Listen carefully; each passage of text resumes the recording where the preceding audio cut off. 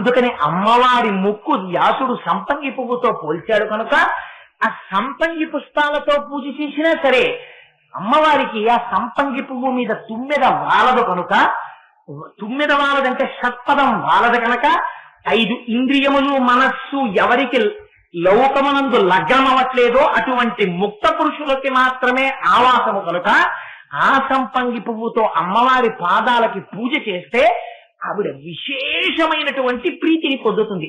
అందుకని అమ్మవారికి ఎక్కడెక్కడ చెప్పినా సంపంగి పువ్వు చెప్తారు.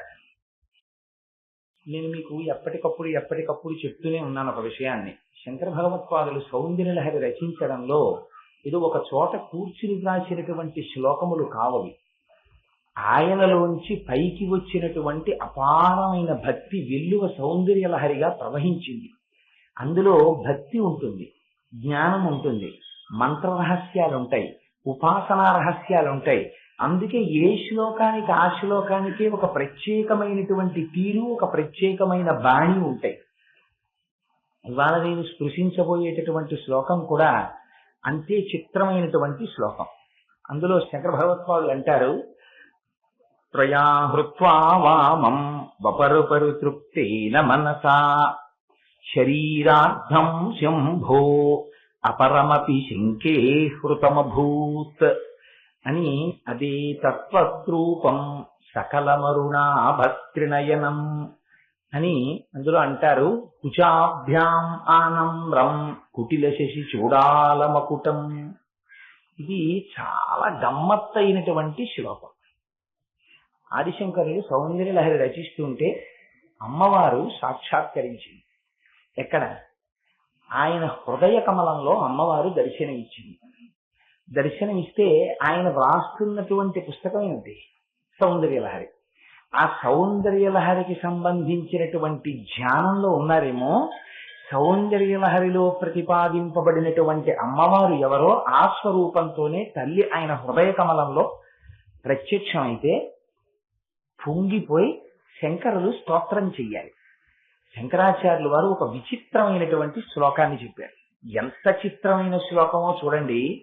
అమ్మవారిని చూసి శంకరులు అన్నారు, అమ్మా త్వయా హృత్వా వామం వపురు తరితృప్తేన మనసా. అమ్మ నిన్ను చూస్తుంటే నాకు కొంచెం అనుమానం వస్తోందమ్మా అన్నారు. ఏమిటి అనుమానం? నువ్వు పరమశివుని యొక్క శరీరంలో వామార్ధ భాగాన్ని స్వీకరించావు. శంకరుడు అర్ధనారీశ్వర స్వరూపంలో ఎడమ భాగాన్ని అమ్మవారికి ఇచ్చాడు. కానీ నాకు అనుమానం అంతా ఎక్కడొస్తోందంటే తల్లి, ఆ శరీరార్థం శంభో అపరమపి శంకే హృతమభూత్. నువ్వు దొంగతనం చేశావు అని శంకరులు అనరు. మొట్టమొదట ఏమన్నారు? త్వయా హృత్వా వామం. అమ్మ నాకు అనుమానంగా ఉందమ్మా, నువ్వు దొంగతనం చేశావు. ఫస్టే ఛార్జ్ షీట్ పెట్టేశారు అమ్మవారి మీద. నువ్వు దొంగతనం చేశావు. పోనీ అలాగని అమ్మ నువ్వు దొంగతనం చేశావు అని అనరు. ఎందుకని? అంత గభాలన పరాభట్టారిక అయినటువంటి అమ్మవారి స్వరూపం గురించి మాట్లాడుతూ జగదాచార్యులైనటువంటి శంకరులు అంత మాట అంటారా? అందుకని శంకే హృతమభూత్. నాకు మనస్సులో చిన్న అనుమానంగా ఉందమ్మా, నువ్వు దొంగతనం చేశావని అన్నారు. ఏమిటా దొంగతనం? శంకరుడు నీకు శరీరంలో వామార్థ భాగాన్ని ఇచ్చాడు. ఇస్తే నాకు దర్శనం ఎలా జరగాలి? అర్ధనారీశ్వరులుగా పార్వతీ పరమేశ్వరుడు ఇద్దరూ నాకు దర్శనమిస్తే కుడి పక్కన అయ్యవారు ఉండాలి, ఎడమ పక్కన అమ్మవారు ఉండాలి. కానీ ఇదేం విచిత్రం అమ్మా, నీ దర్శనం నాకు కలిగితే నాకు అలా కనపట్టలేదు, నాకు మొత్తం నువ్వే కనపడుతున్నావు. మరప్పుడు శంకరుడి యొక్క సగభాగం ఏమైపోయింది? అర్ధనారీశ్వర స్వరూపంలో మరి కుడి పక్కన శివుడు ఉండాలి కదా, శివుడు లేడేమిటి? అది ఎలా అడిగారంటే, అమ్మా నాన్నగారు కలిసి వస్తారని పిల్లాడు అనుకున్నాడు అనుకోండి, అమ్మ ఒక్కతే వచ్చింది అనుకోండి పెట్టి పట్టుకుని ఊరి నుంచి, ముందు అమ్మ వచ్చిందని పిల్లాడు సంతోషించడు, అమ్మ నాన్నగారేది అంటాడు. అలా శంకరులు అమ్మవారి దర్శనం ఇవ్వగానే వెంటనే అన్నారు, త్వయా హృత్వా వామం. అమ్మ నువ్వు కానీ మా అయ్యగారి శరీరంలో మిగిలిన సగభాగం కూడా దొంగిలించేశావా అన్నారు. ఏమమ్మా మరి శరీరంలో కుడి భాగం శంకరుడు కనపడద్దు, అర్ధనారీశ్వర స్వరూపంలో కనపడటం లేదు అంటే నువ్వు దొంగతనం చేశావు అనకూడదు. అందుకని శంకే హృతమభూత్. నాకు కొంచెం అనుమానంగా ఉందమ్మా, నువ్వు తీసేసుకున్నావేమో, మిగిలిన సగభాగం కూడా దొంగిలించేసావేమో. దొంగిలించిన వస్తువుని ఎవరైనా ఏం చేస్తారు? దొంగిలించిన వస్తువుని చాలా జాగ్రత్తగా దాస్తారు. తనదైన వస్తువు ఎదురుగుండా ఉన్నా పర్వాలేదు, ఇంకోళ్ళ వస్తువు తీసుకెళ్లి దొంగిలించాం అనుకోండి, ఆ వస్తువు మన ఇంట్లో ఎదురుగుండా పెట్టామనుకోండి, ఆ వస్తువు గురించి తెలుసున్న వాళ్ళు ఎవరైనా వచ్చారనుకోండి, ఈ వస్తువు వారిది కదండి అని అడుగుతారు. ఒకవేళ అడగకపోయినా, ఏమండో మీ వస్తువు ఫలానా వారింట్లో నేను చూశానంటారు. అంటే వీరి దొంగతనం బయటపడిపోయినట్టే కదా. అందుకని బయట పెట్టకూడదు ఆ వస్తువుని, జాగ్రత్తగా లోపల దాచుకోవాలి.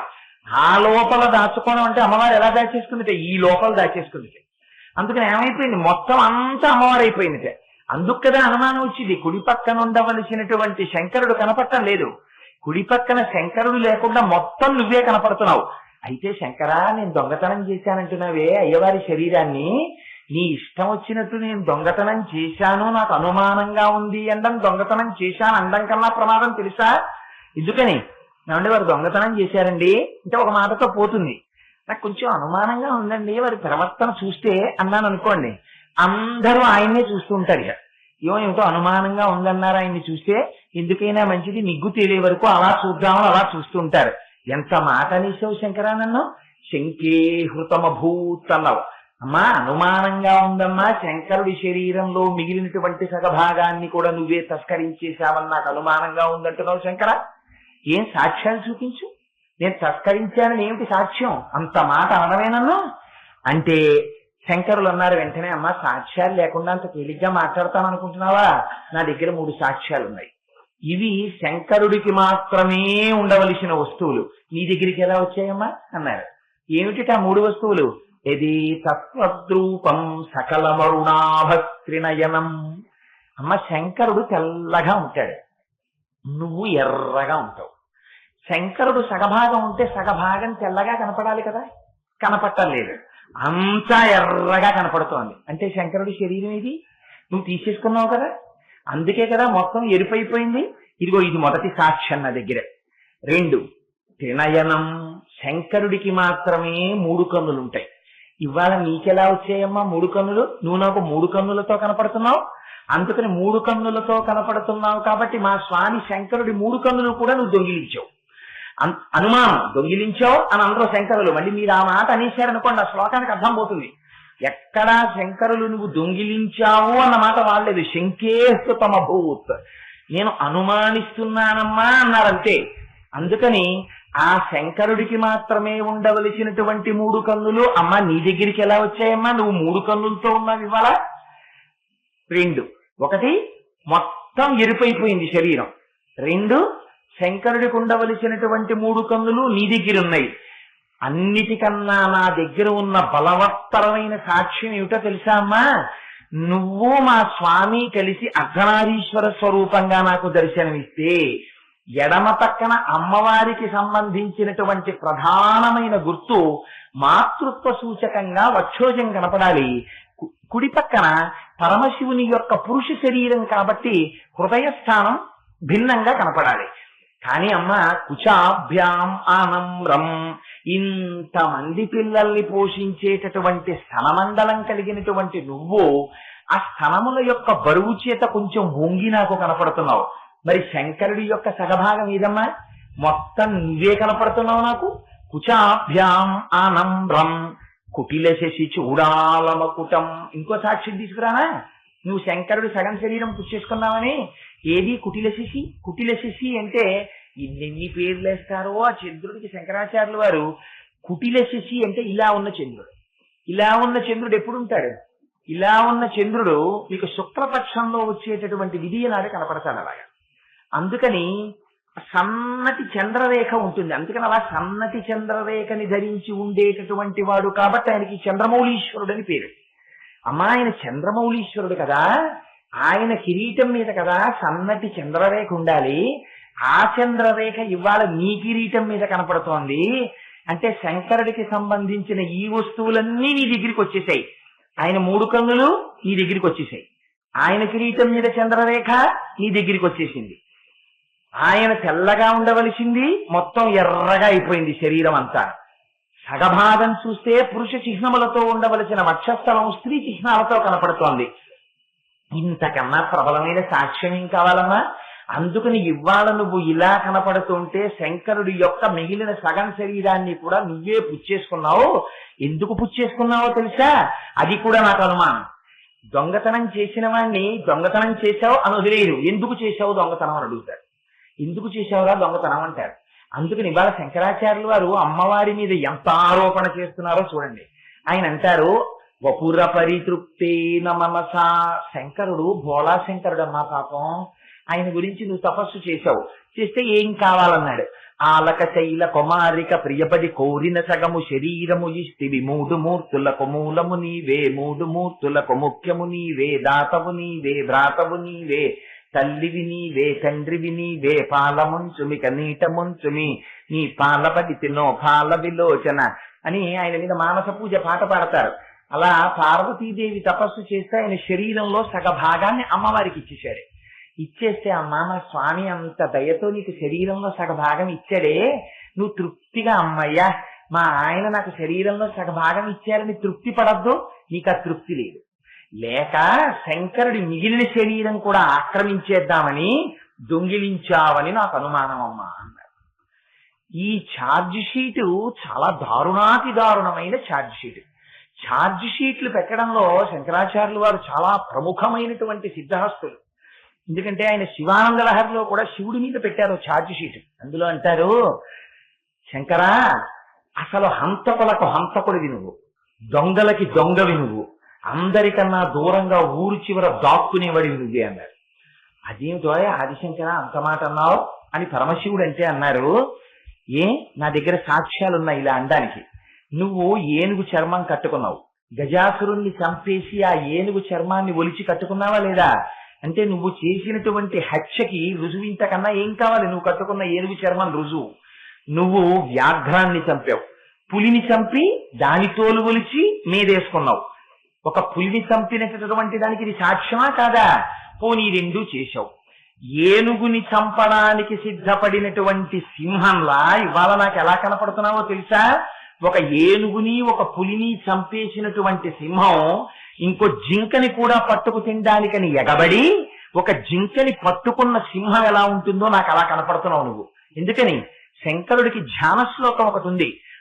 ధవలవపుషం ఇందోర్ మండలే సన్నివిష్టం భుజగవలయహారం భస్మదిగ్ధాంగమీశం మృగయ పరశుపాణిం చారుచంద్రార్థమౌళిం హృదయ కమల మధ్యే సంతతం చింతయామి.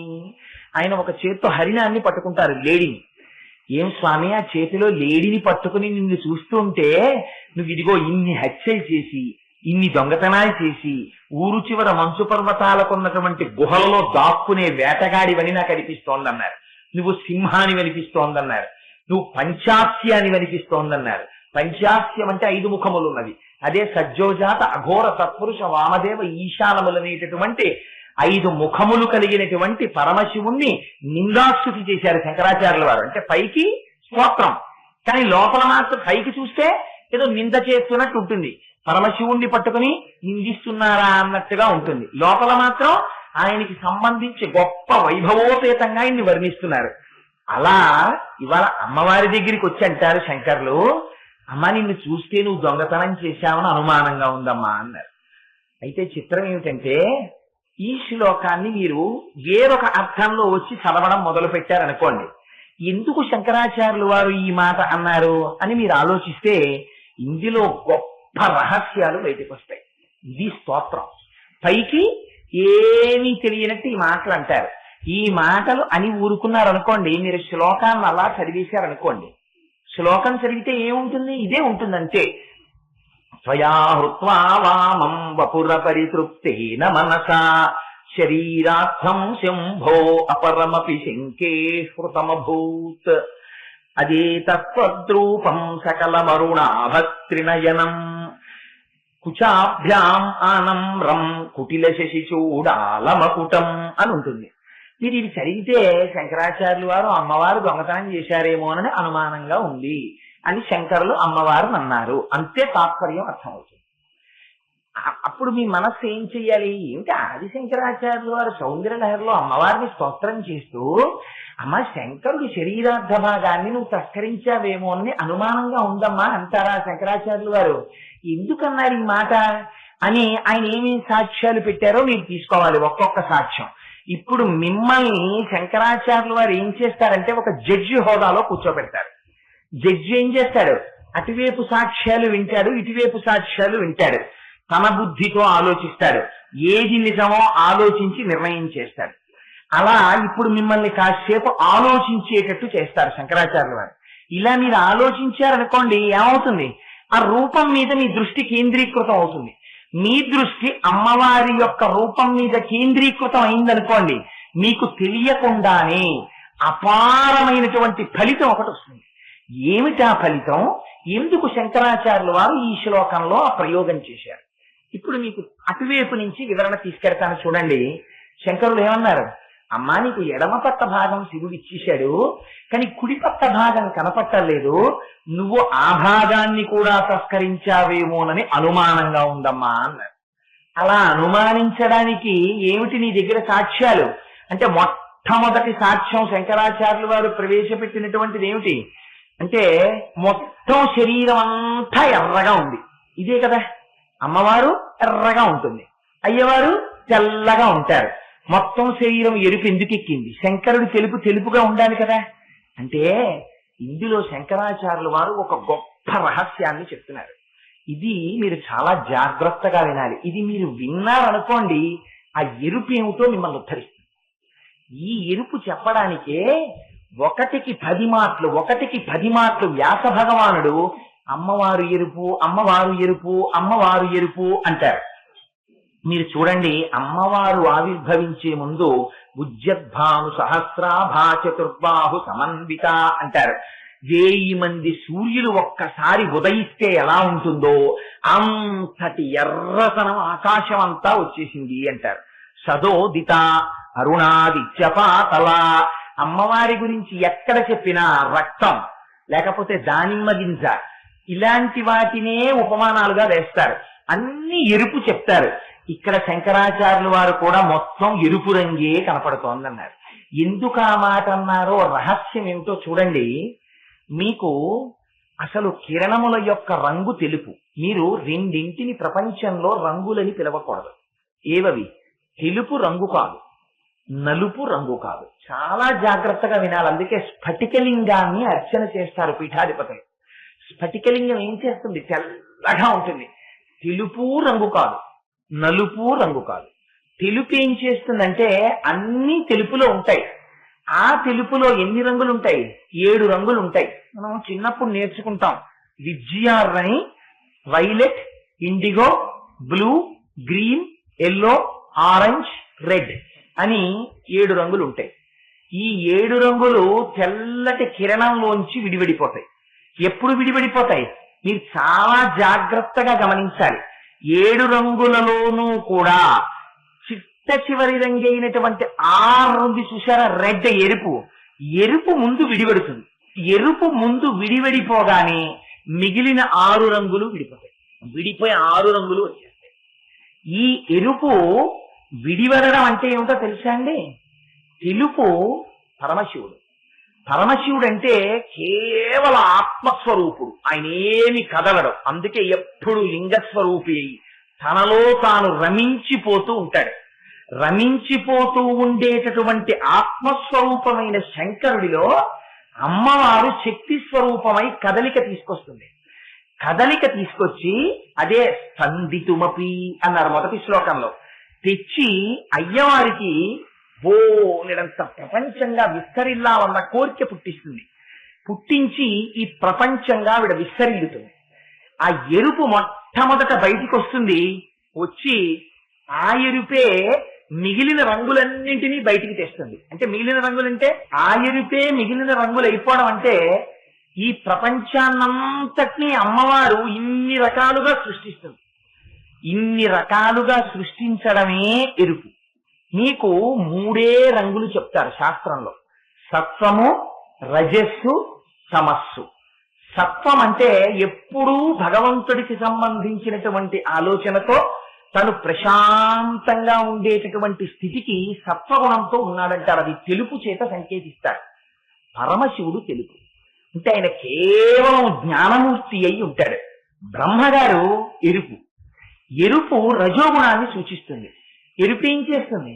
ఎరుపు సృష్టి చేస్తుంది. అందుకని కార్యబ్రహ్మశక్తి అంటారు దాన్ని. అమ్మవారు ఏం చేస్తుంది? ఈ సృష్టిని అంతటినీ చేస్తుంది. అయితే మరి ఎరుపు సృష్టి చేస్తోంది కదా, నలుపు కూడా రంగు కాదు. తెలుపు నలుపు రెండు రంగులు కావు. నలుపు తమస్సుకి సూచన. నలుపు అన్నిటినీ తనలోకి తీసుకుంటూ ఉంటుంది. అందుకే తమస్సు అంటే ఎప్పుడు కోరిక, సోమరితనం, అలా పడుతూ ఉంటాడు, కోరికలతో ఉంటాడు. అది తమస్సుకి సూచనగా చెప్తారు. మరి ఏమండి, జగత్తుగా పరిడవిల్లి వ్యుత్పత్తి అయితే కదా 6 రంగులు వస్తున్నాయి ఎరుపు వెనకాల.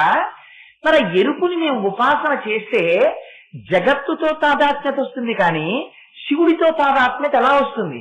కావలసింది ఏమిటి? అయ్యవారి వైపుకి నడవాలి మనం. అయ్యవారి వైపుకి నడవకుండా అమ్మవారు ఎరుపు, అమ్మవారిని పట్టుకుంటే అమ్మవారు ఎరుపులోకి నడిపిస్తుంది కదా, అంటే జగత్తులోకి నడిపిస్తోంది కదా. మరి అటువంటప్పుడు ఎందుకు ఉపాసన? ఈ రహస్యం చెప్పడానికి అంతా ఎరుపుగా కనపడుతున్నావు అన్నారు. మీకు ఇక్కడ ఒక్క విషయం మీరు గుర్తించాలి. చేదు రుచి కాదు. మీరు చేదు కూర వండి పెడతానండి అన్నారు అనుకోండి ఎవరైనా, మరి చేదు కూర ఏంటండి, కమ్మటి కూర వండండి, లేకపోతే కాస్త తీయటి కూర వండండి, అంత కాకపోతే పుల్లటి పచ్చడి పెట్టండి అంటారు. అంతేకాని ఎవరైనా చేదు కూర వండండి అంటారా? అనరు. అయినా మీకు ఒకనాడు కాకరకాయ మీరే బజారుకి వెళ్ళి కొని తెచ్చుకుంటారు. కాకరకాయ ఏంటి? చేదే. మరి ఎందుకు తెచ్చుకుంటున్నారు అంటే కాకరకాయ కూర తింటే లోపల ఉండేటటువంటి సూక్ష్మ క్రిములు నశిస్తాయి, ఆరోగ్యాన్ని ఇస్తోంది. మరి అదే చేదు ఒకనాడు మిమ్మల్ని ఉద్ధరిస్తోందా, ఉద్ధరించట్లేదా? అలాగే ఆ ఎరుపు, అమ్మవారి ఎరుపు, అమ్మవారి పాదాల వైపుకి మీరు తిరిగితే, అందుకే అమ్మ వచ్చే ముందు ఎరుపు రావడం అంటే మొట్టమొదట మీరు అమ్మవారిని ఉపాసన చేయడం, అమ్మవారి పాదాలు పట్టుకోవడం నేర్చుకుంటే అమ్మవారు జగత్తు నుంచి విడతీసి శివుడి వైపుకి తిప్పుతుంది మిమ్మల్ని. అది ఎరుపు తెలుపు వైపుకి నడిపించడం. అందుకని ఇదిగో ఆ ఎరుపు తాలూకా గొప్పతనం ఏమిటో చెప్పడానికి అమ్మవారి ఎరుపు మన్ని ఉద్ధరించే ఎరుపు. అందుకే అయితే అందరూ చెయ్యలేరనుకోండి, ఒక రహస్యం ఉంది ఉపాసనలో. అంటే ఎవరు చేయడానికి ప్రయత్నాలు మాత్రం చెయ్యకండి, ఒక్కటి మాత్రం చేస్తూ ఉంటారు, పెద్దలైన వారు చేస్తారు. ఇది నేను అసలు ఎందుకు చెప్పను. అందుకంటే అది తెలియక గబుక్కుని ఎవరైనా చేయడానికి ప్రయత్నాలు చేస్తే లేనిపోని ఇబ్బందులు వస్తాయి. అందుచేత ఆ ఎరుపు యొక్క గొప్పతనం ఉంది. అమ్మవారు అది కేవలం ఎవరైనా ఆంతరంగికంగా దాని గురించి తెలుసుకోవాలంటే మళ్ళీ అందరూ ఆంతరంగికంగా అది ఇబ్బంది. ఇప్పుడు ఎవరు దానికి కొంచెం ఒక స్థాయి ఉన్న వాళ్ళు ఎవరైనా ఉంటే అప్పుడు చెప్తాను ఆ ఎరుపు ఎందుకు అలా ఉపాసన చేస్తారు అన్నది. అందుకని అమ్మవారు అంతా ఎరుపే. ఆ ఎరుపు ఏం చేస్తుంది? జగత్తు వైపుకి నడిపించడం కాదు, ఆ ఎరుపు అయ్యవారి వైపుకి తీసుకెడుతుంది. ఎప్పుడు? మీరు అమ్మవారి పాదములు పట్టినప్పుడు. ఆవిడే జగత్తు కనుక ఆవిడ ఏం చెప్తుందంటే, అబ్బాయి జగత్ ఏం లేదురా, ఇది పిచ్చారా, జగత్తు లేదు నాన్న, ఆత్మయే ఉన్నది అని ఆవిడ ఏం చేస్తుందంటే తను తప్పుకుంటుంది. తప్పుకుని ఏం చేస్తుంది? శివశక్త్యైక్యరూపిణి లలితాంబిక, అమ్మవారు తీసుకెళ్లి అయ్యవారి చేతిలో చేయి పెట్టేస్తుంది. పెట్టేసేటప్పటికి ఏమవుతుంది? అయ్యవారితో కలుపుతుంది. ఇలా కలపడమే శివశక్త్యైక్యరూపిణి. ఇదే ఎరుపుకి ఉండేటటువంటి అంతరార్థం. అందుకని ఇవాళ శంకరాచార్యుల వారు అమ్మ నువ్వు అంతా ఎరుపుగా కనపడుతున్నావు అండం, అమ్మవారికి అందుకే ఎర్రటి వస్త్రం అంటే ఇష్టం. శంకరాచార్యుల వారు అమ్మ నువ్వు ఎర్రగా కనపడుతున్నావు అండం అంటే అనేశారు. అసలు అమ్మవారి స్వరూపం ఏమిటి? అమ్మవారి స్వరూపమే ఎరుపు. సింధూరారుణ విగ్రహం, ఆ శ్లోకాన్ని ఇలా మార్చారు శంకరాచార్యుల వారు. అందుకని అమ్మ నువ్వు అంతా ఎర్రగా కనపడుతున్నావు, అమ్మగా ఎర్రతనం కనపడడం, అయ్యగారి వైపుకి తిప్పడం, ఈ ఉపాసన రహస్యాన్ని చెప్తున్నారు. అందుకని అమ్మని ఎర్రతనంగానే ఉపాసన చెయ్యాలి. సరే, అందుచేత అమ్మ నువ్వు అంతా ఎరుపుగా కనపడుతున్నావు, అది మొట్టమొదటి ఆరోపణ. రెండవ ఆరోపణ ఏమిటి? అమ్మా శంకరుడికి సంబంధించినటువంటి 3 కన్నులు నీ దగ్గర కనబడుతున్నాయి. పరమశివుడికి ఒక పేరుంది, ఏమిటది? త్రయంబకుడు అని పేరు ఆయనకి. అందుకే మృత్యుంజయ మహామంత్రం చెప్పినా కూడా ఓం త్రయంబకం యజామహే సుగంధిం పుష్టివర్ధనం అంటాం. చిత్రం ఏమిటో తెలుసా అండి? అమ్మవారికి ఏముంటాయో అయ్యవారికి అవే ఉంటాయి. ఆయన త్రయంబకుడు, 3 కన్నులు ఉన్నవాడు. ఆవిడ కూడా 3 కన్నులు ఉన్నది. ఆయన సుగంధి, మంచి వాసన వస్తుంటాడు. అమ్మవారి జుట్టు కూడా మంచి సువాసన వస్తూ ఉంటుంది. నిన్నటి రోజున చెప్పాను కదా, ఇక్కడ మంత్రం ఏముందో అక్కడ అదే ఉంటుంది. ఇద్దరిది ఒకటే అయి ఉంటుంది, ఇద్దరు ఒకటై ఉంటారు. అది రహస్యం. ఇద్దరిలా కనపడతారు, ఒకటవుతారు. ఇద్దరిలా కనపడినంతసేపు, జగత్తుగా బ్రహ్మముగా కనపడినంతసేపు ఆవిడ నాటకం చేస్తున్నట్టు, మాయని మన మీద ప్రదర్శించినట్టు. ఆ ఎరుపు అయ్యవారి వైపు తిప్పడం మొదలైన నాడు ఆవిడ అనుగ్రహం ప్రసరించినట్టు. అందుకే ఎరుపు కనపడగానే ముందు ఆయుధాలు కనపడాలి. ఆయుధాలు కనపడితే తల కనపడాలి. ఎందుకని నిన్నటి రోజున మీకు చెప్పాను, ముందు లోపల ఉన్నటువంటి రాగము, ద్వేషము, ఇంద్రియముల లౌల్యము పోతే అమ్మవారు అజ్ఞానాన్ని పోగొట్టి అయ్యవారి వైపుకి నడిపిస్తుంది. అందుకని నడిపించడం అంటే అది కూడా అమ్మవారు చేసేటటువంటి మహోపకారం. ఎప్పుడు చేస్తుంది? మీరేం చెయ్యక్కర్లేదు. ఆవిడకి ప్రేమతో ఆవిడని పేర్లు పెట్టి పిలిచారనుకోండి, నామపారాయణ ప్రీత, ఆవిడ పొంగిపోతుంది. అబ్బా ఇన్ని పేర్లతో పిలుస్తున్నాడు రా భక్తిగా వీడు అని వెంటనే ఏం చేస్తుంది? చిట్ట చివర ఆవిడ చేసేది ఏమిటి? శివశక్తి ఐక్యరూపిణి లలితాంబిక, శివుడిలోకి తీసుకెళ్లి, అందుకని కిరీటం మీద ఇద్దరికీ కూడా చంద్రరేఖలు మాత్రమే ఉంటాయి. కళాభ్యాం చూడాలంకృత శిశి కళాభ్యాం నిజితపఫలాభ్యాం భక్తేషు ప్రకటిత ఫలాభ్యాం భవతు మే శివాభ్యాం అశోక త్రిభువన శివాభ్యాం హృది పునర్భవాభ్యాం ఆనంద స్ఫురధనుభవాభ్యాం నతిరియం అంటారు శంకరులు శివానంద లహరిలో. ఇద్దరూ చంద్రరేఖలే ధరిస్తారు. అందుకని ఎందుకు చంద్రరేఖ ధరించడం? అక్కడ పూర్ణచంద్రుడిని పెట్టుకోవడం ఏమిటి? ఇక్కడికి వచ్చేటప్పటికి చంద్రరేఖ ధరించడం ఏమిటి? అంటే అందులో ఎంత రహస్యం ఉందో తెలుసా అండి? మీకు కాలం ఎలా నడుస్తుంది? మీకు కాలం శుక్లపక్షంగా కృష్ణపక్షంగా నడుస్తుంది. మీరు పూజ చేశారనుకోండి, సంకల్పం ఏమని చెప్తారు? తారణనామ సంవత్సరే ఉత్తరాయణే ఆషాఢమాసే కృష్ణపక్షే పొద్దున్న తదియమ్యాం పాసరహ అని కదా చెప్పుకుంటున్నారు. కృష్ణపక్షం శుక్లపక్షం, కృష్ణపక్షం శుక్లపక్షం అని చెప్తున్నారు. కృష్ణపక్షం శుక్లపక్షం ఎక్కడి నుంచి వస్తాయి? చంద్రుడిలోంచి 15 కళలు బయటికి వస్తే కృష్ణపక్షం, మళ్ళీ 15 కళలతో చంద్రుడు పూర్ణ చంద్రుడైతే శుక్లపక్షం. మరి శుక్లపక్షంలో పెరుగుతున్నది, కృష్ణపక్షంలో తరుగుతున్న కళలు ఏదో ఒక కళలోంచి రావాలి కదా. ఒక కళ ఉంటే కదా అందులోంచి 15 కళలు వెళ్ళిపోతూ ఉండడం, మళ్ళీ 15 కళలు వచ్చి చేరడం. అలాంటి 16వ కళ ఒక కళ ఉన్నది. దానికే చిత్కళ అని పేరు. ఆ చిత్కళయే చంద్రరేఖ. ఆ చంద్రరేఖ వాళ్ళిద్దరూ ధరిస్తారు. అంటే వాళ్ళు కాలమునకు అతీతులై ఉంటారు. అందుకే కాలము వారి చేత ధరింపబడింది, కానీ కాలమునకు వారు వశులు కారు. అందుచేత అమ్మా, పరమశివుని యొక్క తల మీద ఉండవలసినటువంటి చంద్రరేఖ నీ తల మీదకి వచ్చింది ఏమిటమ్మా అంటే, ఇద్దరూ చంద్రరేఖలు ధరించిన వారే. శివుడికి శివశక్తికి తేడా లేదు. మొట్టమొదటి రోజునే మీకు నేను ఒక విషయం విజ్ఞాపన చేశాను. కోటేశ్వరరావుకి, కోటేశ్వరరావు యొక్క ఉపన్యాస శక్తికి తేడా ఉండదు. కోటేశ్వరరావు గారు మీరు ఇంట్లో ఉండండి, మీ కంఠం బాగలేదు అంటున్నారు కదా, మీ ఉపన్యాస శక్తిని ఇక్కడికి పంపించండి అని మీరు అన్నారనుకోండి. నేను మా ఇంట్లో ఉంటే నా ఉపన్యాస శక్తి ఇక్కడికి వస్తుందా? రాదు. నేను ఉంటేనే నా ఉపన్యాస శక్తి ఉంటుంది. అలా శివుడు ఒక చోట, శివశక్తి ఒక చోట ఉంటాయా? ఉండవు. శివుడు శివశక్తి కలగలిసి ఉంటాయి. అందుకని కలగలిసి ఉండేటటువంటి స్వరూపం ఇద్దరి ఆభరణములు ఒకటే అయి ఉంటాయి. అందుకని అయ్యవారి తల మీద ఉండవలసినటువంటి చంద్రరేఖ ఇవాళ అమ్మవారి యొక్క తల మీద కనపడుతోంది, కిరీటం మీద. సరే, అక్కడ వరకు బాగుంది. మరి కుచాభ్యాం ఆనమ్రం, అమ్మా నువ్వు వక్షోజములతో ఉంటావు కదా, అందుకని ఇవాళ శంకరుడు కనపడకుండా నువ్వు వక్షోజములతో దర్శనమిస్తున్నావు నాకు. పైగా ఇలా ముందుకు వంగి పాలిండ్ల యొక్క భారం చేత దర్శనమిస్తున్నావు. కుడి పక్కన శివుడు కనపట్టలేదు, పురుష సంబంధమైనటువంటి వక్షస్థల చిహ్నములు కనపట్టలేదు అన్నారు శంకరులు. ఇది అసలు రహస్యమంతా ఇక్కడ ఏమిటో తెలుసా అండి? అమ్మవారిని శంకరాచార్యుల వారు ఏమన్నారు? నాకు కొంచెం అనుమానంగా ఉందమ్మా దొంగతనం చేశావని అని కదా అన్నారు. అసలు నిజంగా దొంగతనం చేసింది అమ్మవారా, నిజంగా దొంగతనం చేసిన వాడు శంకరుడా? అసలు నిష్పక్షపాతంగా మాట్లాడాలనుకోండి, మా అమ్మ మహాపతివ్రత, మా అమ్మ శక్తులన్నీ తీసుకుని మా అయ్యగారు లేనిపోని పేర్లన్నీ ఆయన తగిలించుకున్నారు. అసలు మూడో కన్ను ఆయనది ఆవిడిది కూడాను, ఒకళ్ళది కాదు కదా. ఇందాక నుంచి చెప్తున్నాను కదా ఇద్దరిది మూడో కన్నుని. అయినప్పుడు మూడో కన్ను తెరిస్తే మన్మధుడు కాలిపోయాడు. కాలిపోతే కామదహనుడు అన్న పేరు శంకరుడికి మాత్రమే వచ్చింది. మా అమ్మకి ఇచ్చారా పేరు? కాముణ్ణి కాల్చేసింది అమ్మవారని చెప్పి పేరు ఇచ్చారా? ఇవ్వలేదు. సగం ఫలితం మా అమ్మకి రావాలి, అక్కడ ఇచ్చారా?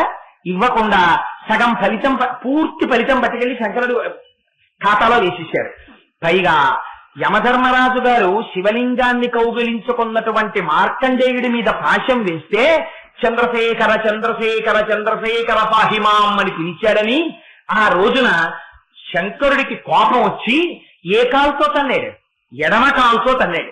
తంతే వక్షస్థానమంతకస్య కఠినాపస్మార సంవర్ధనం భృత్పర్యటనం నమస్సురచిర కోటీర సంఘర్షణం కర్మీదం మృదులస్య తావక పద ద్వంద్వస్య గౌరీపతే మచ్చేతోమణి పాదుకా విహరణం శంభో సదాంగీకురు అన్నారు. ఇదే శంకరాచార్యులు వారు శివానంద లహరిలో. అది వక్షస్థలాన్ని ఆనాడు నీ కాలు ఎంత కందిపోయిందో అన్నారు. ఎడమవైపునున్నది ఎవరు? మా అమ్మ ఉంది. ఉన్నప్పుడు ఎడంకాలు ఎవరిది? మా అమ్మది. మా అమ్మ కాలుతో తన్నింది. మా అమ్మకి రావాలా కీర్తి, శంకరుడికి వెళ్ళాలా? యముణ్ణి తన్నాడన్న కీర్తి అయ్యవారిది, తన్నిందేమో మా అమ్మ కాలు. మా అమ్మ పుచ్చుకుంది ఆ కీర్తి. పోన్లే, ఆయనకి కీర్తి వస్తే నాకు వచ్చినట్టు కాదేంటి అని ఆయన వదిలేసింది. కానీ ఆవిడ మీద ఆరోపణలు మాత్రం ఆవిడ మీద చేశారు. అమ్మ మూడో కన్ను అట్టుకొచ్చేశావు, అమ్మ చంద్రనే కట్టుకొచ్చేశావు, అసలు దొంగతనం మా అమ్మదా మా అయ్యదా అంటే ఇలా చెప్పినా తప్పే అన్నారు శంకరాచార్య. ఓరి వెర్రాడా, అమ్మ అయ్యా అని రెండు లేరురా, ఉన్నదొకటే. ఎందుకని? నువ్వు ఇలా ఆరోపణలు చేస్తే ప్రపంచంలో అందరూ హంతకులే. అమ్మ పిల్లాన్ని ఒళ్ళో పడుకోబెట్టుకుంటుంది, చంటి పిల్లాడు. ఇలా అనని అమ్మనొక దాన్ని నాకు చూపించండి. ఆ పిల్లాన్ని పడుకోబెట్టుకుని ఇంట్లో ఎవ్వరూ ఉండరు, వాడు ఒక్కడే, వాడికి ఏం తెలియదు, వాడు భోజనములు నవ్వుతూ ఉంటాడంతే. వాడిని పట్టుకుని, నాన్న నీ ముక్కు కొలికేస్తాను, నీ చెవులు కొలికేస్తాను, నీ నోరు కొలికేస్తాను, నీ బొద్ద కొలికేస్తాను, నిన్ను కొరుకు తినేస్తానంటుంది. చంపడమే కాదు, కొరుక్కు తినేస్తానంది కొడుకుని. Attempt to murder plus human బాడీని కన్జ్యూమ్ చేసేయడానికి ప్రయత్నం కింద ఎవరైనా ఆ బయట విన్న వాళ్ళు వెంటనే పోలీస్ కేసు రిజిస్టర్ చేసేసి ఈవిని పట్టుకెళ్ళిపోతున్నారు ఏంటి? అలా ఏం పట్టుకెళ్ళిపోరు.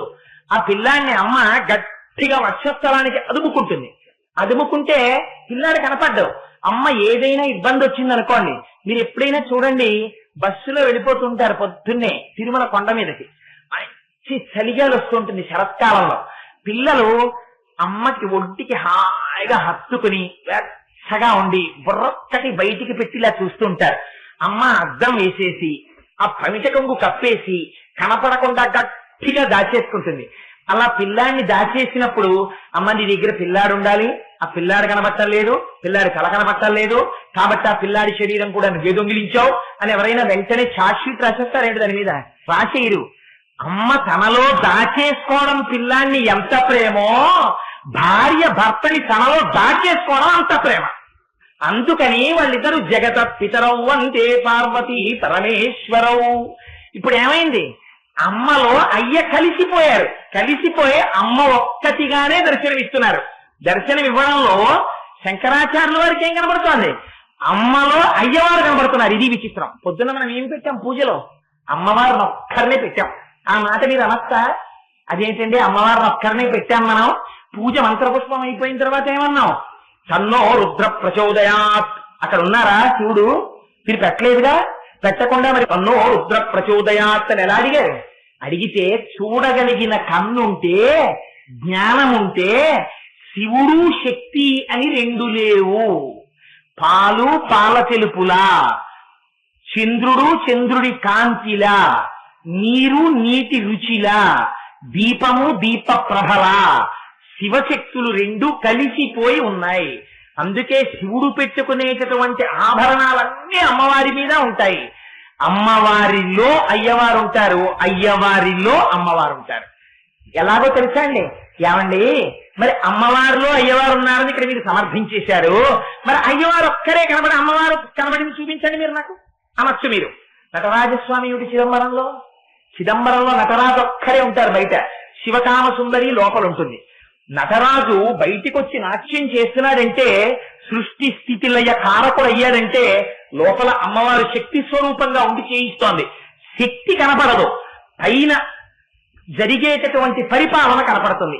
ఫ్యాన్ తిరగడం కనబడుతుంది, ఫ్యాన్ ని తిప్పుతున్నటువంటి విద్యుత్ కనపడుతుందా? కనపడదు.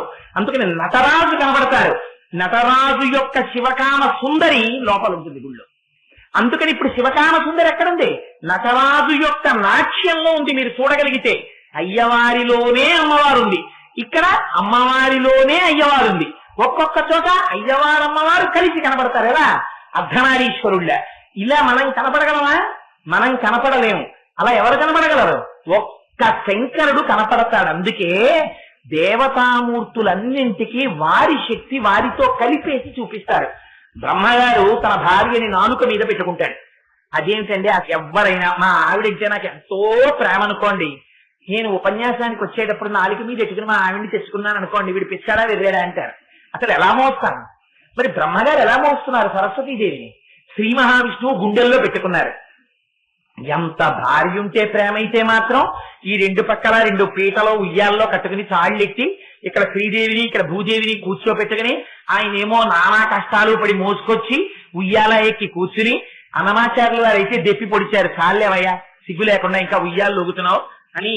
ఆయన ఉయ్యాల లూగుతుంటే ఇద్దరు భార్యల్ని పెట్టుకుని ఉభయనాంచారులతోటి సహస్ర దీపాలంకార సేవలో నాకు అర్థమైపోయింది, నీకు ఇంకా చంటి పిల్లాడిలాగా ఇద్దరు భార్యల్ని పక్కన ఇట్టుకుని పిల్లలందరం మేము కూర్చుంటే, షష్ఠి పూర్తికి పిల్లలందరూ అమ్మని నాన్నగారిని చూద్దామని వచ్చారనుకోండి, పిల్లలందరితోటి అమ్మా నాన్నగారు మాట్లాడితే ఆ వయస్సు వచ్చాక అందంగా ఉంటుంది, కానీ పిల్లలందరినీ ఎవరే చక్కగా కూర్చోండి అమ్మా నాన్నగారు పక్క పక్కన ఉయ్యాలు ఎక్కి కూర్చుని ఒకళ్ళ మీద పడిపోతూ ఒకళ్ళ మీద ఒకళ్ళు పడిపోతూ ఉయ్యాలు లూగారు అనుకోండి, ఎలా ఉంది? ఏడు మా అమ్మా నాన్నగారు అసహ్యంగా 70 వయసు వచ్చి అనిపిస్తుంది.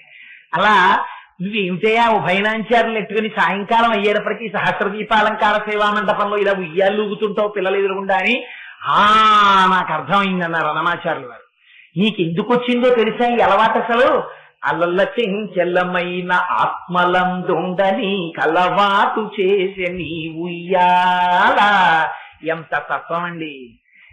అసలు నువ్వు స్వామి నీకు కదలిక లేదు, నువ్వు ఆత్మస్వరూపుడివి.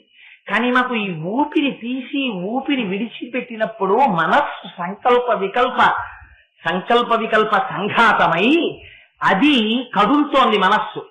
ఆ మనస్సు యొక్క కదలికని చూపించడానికి నువ్వు కదులుతున్న ఉయ్యాలనెక్కి ఊగుతున్నట్టు చూపిస్తున్నావు. లోపల ఉండి ఉండి ఉండి ఉండి కదిలే మా మనస్సు యొక్క అలవాటు నీ మీద పడిపోయిందయా స్వామి, అందుకని ఉయ్యాలలో కనపడుతున్నావు కానీ తండ్రి, లేకపోతే నువ్వు ఉయ్యాలలుగాలా అని అన్నమాచార్యులు వారు స్తోత్రం చేశారు. అలా అమ్మవారు అయ్యవారు ఎప్పుడు ఇద్దరు కలిసే ఉంటారు. ఒకనాడు అర్ధనారీశ్వరుడిగా కనపడతాడు. కనబడినప్పుడు శివుడు సగభాగం ఉంటాడు, అమ్మవారు సగభాగం ఉంటుంది. అప్పుడు వెళ్ళి, ఏమంటే ఈజ్ ఇట్ హ్యూమన్లీ పాసిబుల్? అలా ఎలా ఉంటారండి? మా ఆవిడ నాలో సగం ఉంటుందా? ఈ వెర్రి ప్రశ్నలు వెయ్యకు. ఎందుకని? నీకు అర్థం అవడానికి ఒక సగుణ రూపాన్ని పెట్టారు అక్కడ. నీకు చేత కాదని అనంతమైన బ్రహ్మాండములో నిర్గుణ పరబ్రహ్మమునందు కదిలేటటువంటి ఆత్మ చైతన్య శక్తి స్వరూపమైన అమ్మవారితో కలిసి అయ్యవారు ఉంటారు. దానివల్ల ప్రపంచం వచ్చింది అంటే నువ్వు అర్థం చేసుకోలేకపోతున్నావని నీ చేత నమస్కరింపచేసి నీకు జ్ఞానం ఇవ్వడానికి అర్ధనారీశ్వర స్వరూపాన్ని అక్కడ పెట్టారు పార్వతీ పరమేశ్వరుల్ని. ఒకనాడు ఇద్దరు అర్ధనారీశ్వరులుగా ఉండరు, ఇద్దరు ఎవరికి వారు ఉంటారు, పార్వతీ పరమేశ్వరులుగా ఉంటారు. ఒకనాడు అర్ధనారీశ్వరులుగా ఉంటారు, ఒకనాడు అమ్మవారు ఆయనలోకి వెళ్ళిపోయి కేవలం దక్షిణామూర్తిగా ఆయన ఒక్కడే కూర్చుంటాడు. ఒకనాడు అమ్మవారు ఉన్న లోపల కూర్చుని అయ్యవారు బయట పరిపాలన చేస్తూ కనబడతాడు నటరాజుగా. ఒకనాడు అమ్మవారు పరిపాలన చేస్తుంటుంది, తాను ఏకాంబరేశ్వరుడై లోపల కూర్చుంటాడు కంచిలో కామాక్షిగా. కామాక్షి అమ్మవారి దర్శనం అందుకే అంత శక్తివంతం. కామాక్షి అమ్మవారు ఏం చేస్తుంది? పరబ్రహ్మ స్వరూపము, కకారము మకారము అచ్చులుగా కలవి. మకారం అంటే విష్ణుశక్తి అయిన లక్ష్మి, కకారం అంటే బ్రహ్మశక్తి అయినటువంటి సరస్వతి. ఇద్దరిని రెండు కన్నులుగా పెట్టుకున్నటువంటి అమ్మ ఎవరో ఆవిడ కామాక్షి. ఆవిడ పరబ్రహ్మ స్వరూపం. ఆ కామాక్షి అమ్మవారు మనల్ని కంచి వెళ్ళినప్పుడు మనం దర్శనం చేశాం కదమ్మా. ఎలా ఉందమ్మా? ఆవిడ చంద్రరేఖని ధరిస్తుంది. ఆవిడ 3 కన్నులతో ఉంటుంది. మీరు శ్రీ సూక్తం అంతా చెప్పేసిన తర్వాత చిట్ట చివరి ఏమంటున్నారు? సిద్ధలక్ష్మీర్ మోక్షలక్ష్మీర్ జయలక్ష్మి సరస్వతి శ్రీర్లక్ష్మీర్ వరలక్ష్మీ చ ప్రసన్నా మమ సర్వదా వరాంకుశౌపాసమభీతి ముద్రాం కరైర్వహంతీం కమలాసనస్తాం బాలార్క కోటి ప్రతిభాం త్రినేత్రాం అంటున్నారా? త్రినేత్రాం అంటున్నారా? 3 కన్నులు ఉన్నాయమ్మా అన్నారా మీరు? 3 కన్నులు ఎక్కడ అమ్మవారికి? అంటే అయ్యవారే అమ్మవారిగా కనబడుతున్నారు. అమ్మవారి పూజ చేశామండి, మేము అయ్యవారి పూజ చేయలేదండి అన్నారనుకోండి, అంటే మీరు ఇంకా ఆ పరిణతిని పొందలేదు. అమ్మవారిలో అయ్యవారిని, అయ్యవారిలో అమ్మవారిని, ఈ 2 చూడడం రాలేదు. ఇలా సీరియస్ గా ఈ మాటల్ని చెప్తే వినడం కష్టం అవుతుందేమోనని, అమ్మవారు అయ్యవారి శరీరాన్ని దొంగతనం చేసిందేమోనని అనుమానం వస్తోందని, అందుకని ఎరుపుందని, అందుకని 3 కన్నులున్నాయని, అందుకని కుశములు కనబడుతున్నాయని, అందుకని ఆ అర్ధచంద్రుడు కనబడుతున్నాడని ఆరోపణలు ముందు పెట్టి, ఏమిటి ఆరోపణలని లోపలికి వెళ్లి ఆలోచిస్తే పార్వతీ పరమేశ్వరులు ఒకటే అయి ఉంటారనేటటువంటి రహస్యాన్ని మనకి చెప్పడం కోసమని శంకరాచార్యులు వారు ఇంత అందమైన శ్లోకాన్ని, అందున నిందాస్తుతి, పైకి ఏదో దెప్పి పొడుస్తున్నట్టు ఉంటుంది, కానీ లోపల మాత్రం అపారమైనటువంటి జ్ఞానాన్ని ఆవిష్కరిస్తారు. అంత అద్భుతమైనటువంటి శ్లోకాన్ని మన కోసమని శంకర భగవత్పాదులు ఇచ్చారు. ఈ శ్లోకం ప్రతిరోజు చదువుకోవాలి. మీరు ఈ శ్లోకాన్ని ప్రతిరోజు చదువుకుని ఎప్పుడైనా ఒకసారి కంచి క్షేత్రానికి వెళ్లి అసుర సంధ్య వేళలో అమ్మవారి ముందు కాసేపు నిలబడి కంచి కామాక్షి అమ్మవారి యొక్క స్వరూపాన్ని మీరు బాగా మనసులో ముద్ర వేసుకుంటే, ఈ శ్లోకాన్ని మీరు సాయంకాలం వేళ కాసేపు పద్మాసనం వేసుకుని ధ్యానం చేస్తూ ఒక్కసారి త్వయాహృత్వా వామం వపరిపరితృప్తేన మనసా అని చదువుకున్నారనుకోండి, మీకు శంకరుడు కామాక్షి అమ్మవారిలో కనపడతాడు, కామాక్షి అమ్మవారు శంకరుడిలో కనపడుతుంది. ఇద్దరూ కలిసి శివలింగంలో కనపడతారు, ఇద్దరూ కలిసి స్ఫటికలింగంలో కనపడతారు. ఆ స్ఫటికలింగానికి చుట్టుకున్నటువంటి పావు స్వరూపంలో అమ్మవారు కనపడుతుంది. చిట్ట చివరికి మీరు ఆ శ్లోకం చదవగా చదవగా చదవగా ఒకనాడు అమ్మ కటాక్షించి తెర తీసేసి, అందుకే కామకోటి పీఠంలో కామాక్షి అమ్మవారిని అర్చన చేయడానికి రహస్యం అది. మీకు ఒక రహస్యం చెప్తాను. ఈ శ్లోకానికి చంద్రశేఖర పరమాచార్యులు వారు ఒకసారి వ్యాఖ్యానం చేశారు. చేసినప్పుడు ఏమైందో తెలుసా అండి? ఆయన ఉపన్యాసం చివరకు వస్తుండగా అమ్మవారిలో అయ్యవారు అన్న దర్శనం గురించి చెప్పవలసి వచ్చింది. చెప్పవలసి వచ్చేటప్పటికి ఇంకా ఆయన నోటి వెంట మాట్లాడారు. ఆయన ధ్యానంలో తెలిపారు. ఎందుకని? అందుకే పరమాచార్యుల వారు పూజ చేస్తున్నా, పరమాచార్యుల వారు అభిషేకం చేస్తున్నా ఆ రోజుల్లో ఎగబడి వెళ్ళి చూసేవారు. ఎందుకో తెలుసా అండి? అసలు ఆ పూజ చేయడంలో ఉంది రహస్యం అంతా. మీరు పూజగా చెయ్యడం కాదు, మీరు పువ్వులు తీసి కామాక్షి అమ్మవారి దర్శనం చేస్తూ అమ్మవారిలో శంకరుడి దర్శనం, చిదంబరం వెళ్లి నటరాజుని చూస్తూ శివకామసుందరిని అయ్యవారిలో చూడటం, ఈ తత్వం మీకు వచ్చిందనుకోండి. అందుకే ఇదే తత్వద్రూపం సకల మరుణామత్రినయనం అంటారు శంకరాచార్యులు గారు. ఈ తత్వం మీకు కాని గోచరించింది అనుకోండి, మనస్సు ఆనందంతో నిండిపోయి నోట మాట రాక అలా ఉండిపోతారు. ఉండిపోతే ఏమవుతుందో తెలుసా అండి? అమ్మవారు పరిగెత్తుకొచ్చేస్తారు. ఆ పొంగి ఇంకా ఆవిడ తట్టుకోలేదు. ఈయనకు వచ్చిన పొంగుకు ఆవిడ వస్తుంది. మీకు దీనికి నేను ఒక ఉదాహరణ చెప్తాను. ఒకసారి చంద్రశేఖర పరమాచార్యుల వారు పర్యటనలో ఉన్నారు. పర్యటనలో ఉండి ఒక రోజున అమ్మవారికి విశేషమైన అర్చన జరుగుతోంది. ఇవాళ తల్లికి అర్చన జరిగింది కనుక ఎందుకో అమ్మవారి ఇవాళ ఈ ఉదాహరణ నా మనస్సులో ప్రచోదనం చేయించింది. అర్చన చేస్తూ అమ్మవారికి మంచి పట్టుబట్ట తీసి కట్టారు. తెర వేసి కడతారు అమ్మవారికి. కట్టారు. కట్టి అలంకారం చేస్తుంటే సభలో ఎక్కడో చివర కూర్చునుంది ఒక ఆవిడ. ఒక పిల్లని తీసుకొచ్చింది ఆవిడ. ఆ పిల్ల అమ్మ నాకు ఆ పట్టు చీరిచ్చేయమనవే, అమ్మ నాకు ఆ పట్టు చీరిచ్చేయమనవే అంటోంది. తప్పే. కంచికామకోటి పీఠాధిపతులు, నడిచే దేవుడిని పేర్గాంచిన వారు, జగద్గురువులు, చంద్రశేఖర పరమాచార్యుల వారు స్వయంగా అర్చన చేశారు అమ్మవారికి. ఇవాళ అర్చన చేసి అమ్మవారికి చీర మీరు పరమాచార్యుల వారు పూజ చేస్తున్నప్పుడు చూడాలి, వెలిగిపోతుండేవారు ఆయనే. పూజ చేత మీరు ప్రకాశించాలి, అమ్మవారి అనుగ్రహం పడి. అది భావతాదాత్మ్యత అంటే. అందుకు చూడ్డానికి వెళ్ళి పొంగిపోయేవారు ఆయన్ని. అని ఆ చీర అలా అడగకూడదమ్మా, తప్పు, అడగకూడదు అంది. అన్న తర్వాత పూజ అయిపోయింది, అందరికీ తీర్థం ఇస్తున్నారు పరమాచార్యుల వారు.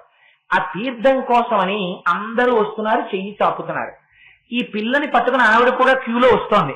అమ్మా నాకు ఆ చీర ఇచ్చేయమనవే, అమ్మా నాకు ఆ చీర ఇచ్చేయమనవే అంటుంది. నువ్వు అలా అడగకూడదే, అక్కడికి వెళ్ళి కానీ గబుక్కుని అంటావేమో అని ఆవిడ ఏం చేసిందంటే, కొంచెం అంత దూరంలోకి వచ్చేసాక ఇక పరమాచార్యుల వారి చెవిలో ఆ మాట పడకూడదని ఈ పిల్ల నోరు ఎడం చేత్తో గట్టిగా మూసేసి ఆ పిల్లని దగ్గర దాకా తీసుకొచ్చి తను తీర్థం పుచ్చేసుకుని ఈ పిల్ల కుడి చెయ్యి ఎత్తి తీర్థం ఇచ్చింది.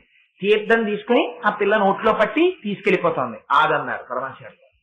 ఆగమని అమ్మవారి దగ్గరికి వెళ్ళి అమ్మవారికి కట్టినటువంటి వస్త్రం విప్పి ఆ పిల్ల చేతిలో పెట్టేశారు. ఆయన గ్రహించారు అమ్మవారు వచ్చింది బాలాస్వరూపంలో కైంకర్యాన్ని స్వయంగా పుచ్చుకుని వెళ్ళడానికి. మీరు నమ్మగలిగితే, మీకు నమ్మే విశ్వాసం ఉంటే అమ్మ వచ్చి పుచ్చుకుని తీరుతుంది.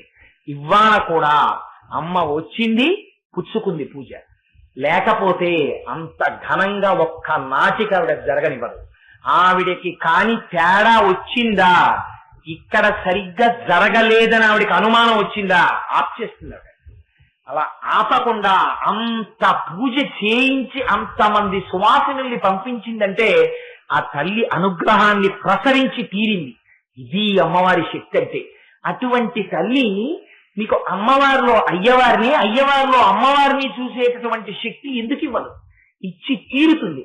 అలా ఇవ్వగలిగినటువంటి ఒక అమృత గుళికని శంకరాచార్యులు వారు చెప్పి మీ చేతిలో పెట్టేశారు. అదే సౌందర్య లహరిలో ఈ శ్లోకం. ఇది ప్రతిరోజు చదువుకుని ఒక్కసారి అమ్మవారి పాదాలు పట్టి ధ్యానం చేస్తే, అందుకు మీకు ఇక్కడ ఈ రూపాన్ని ఉంచింది.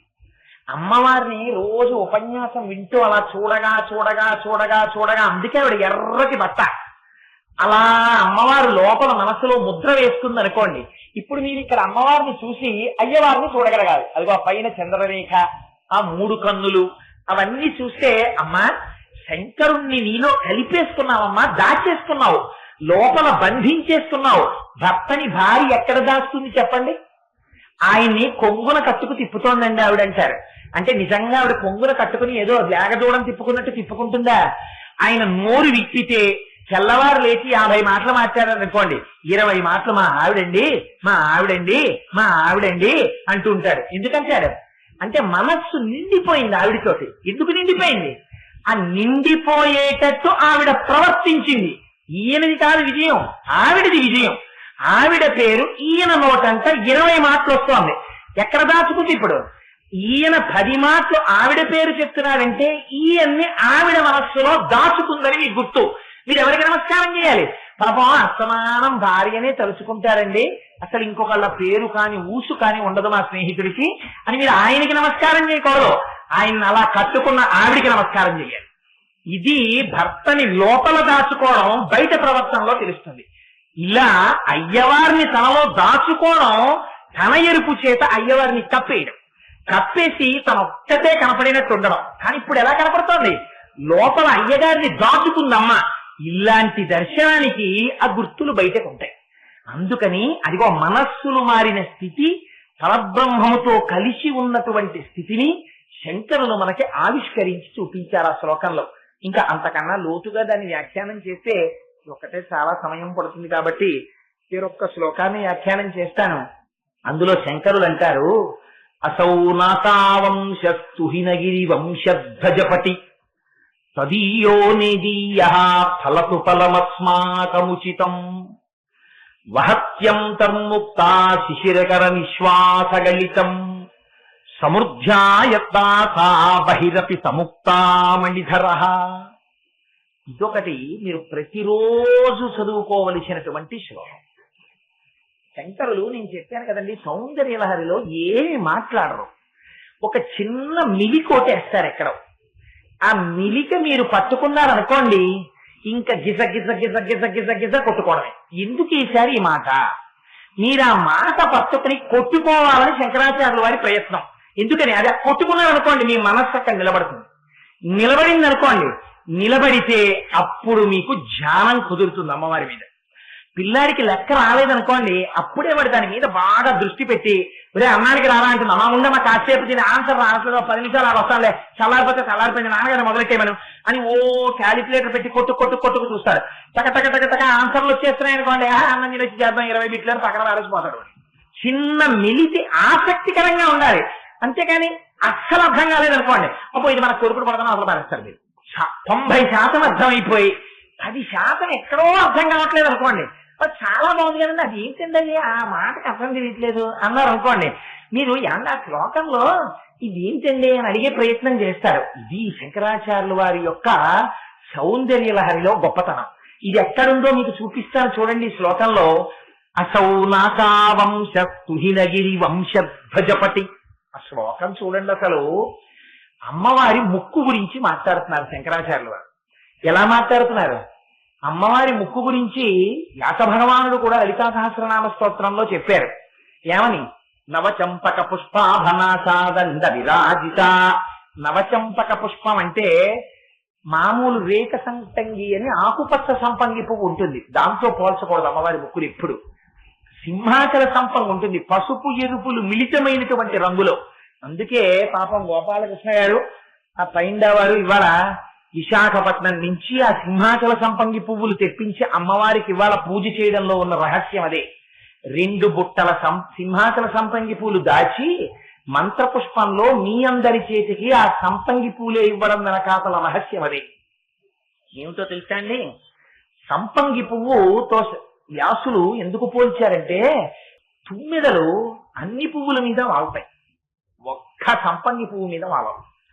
వాలకపోతే సంపంగి పువ్వులకి నామోషి వచ్చింది ఒకప్పుడు.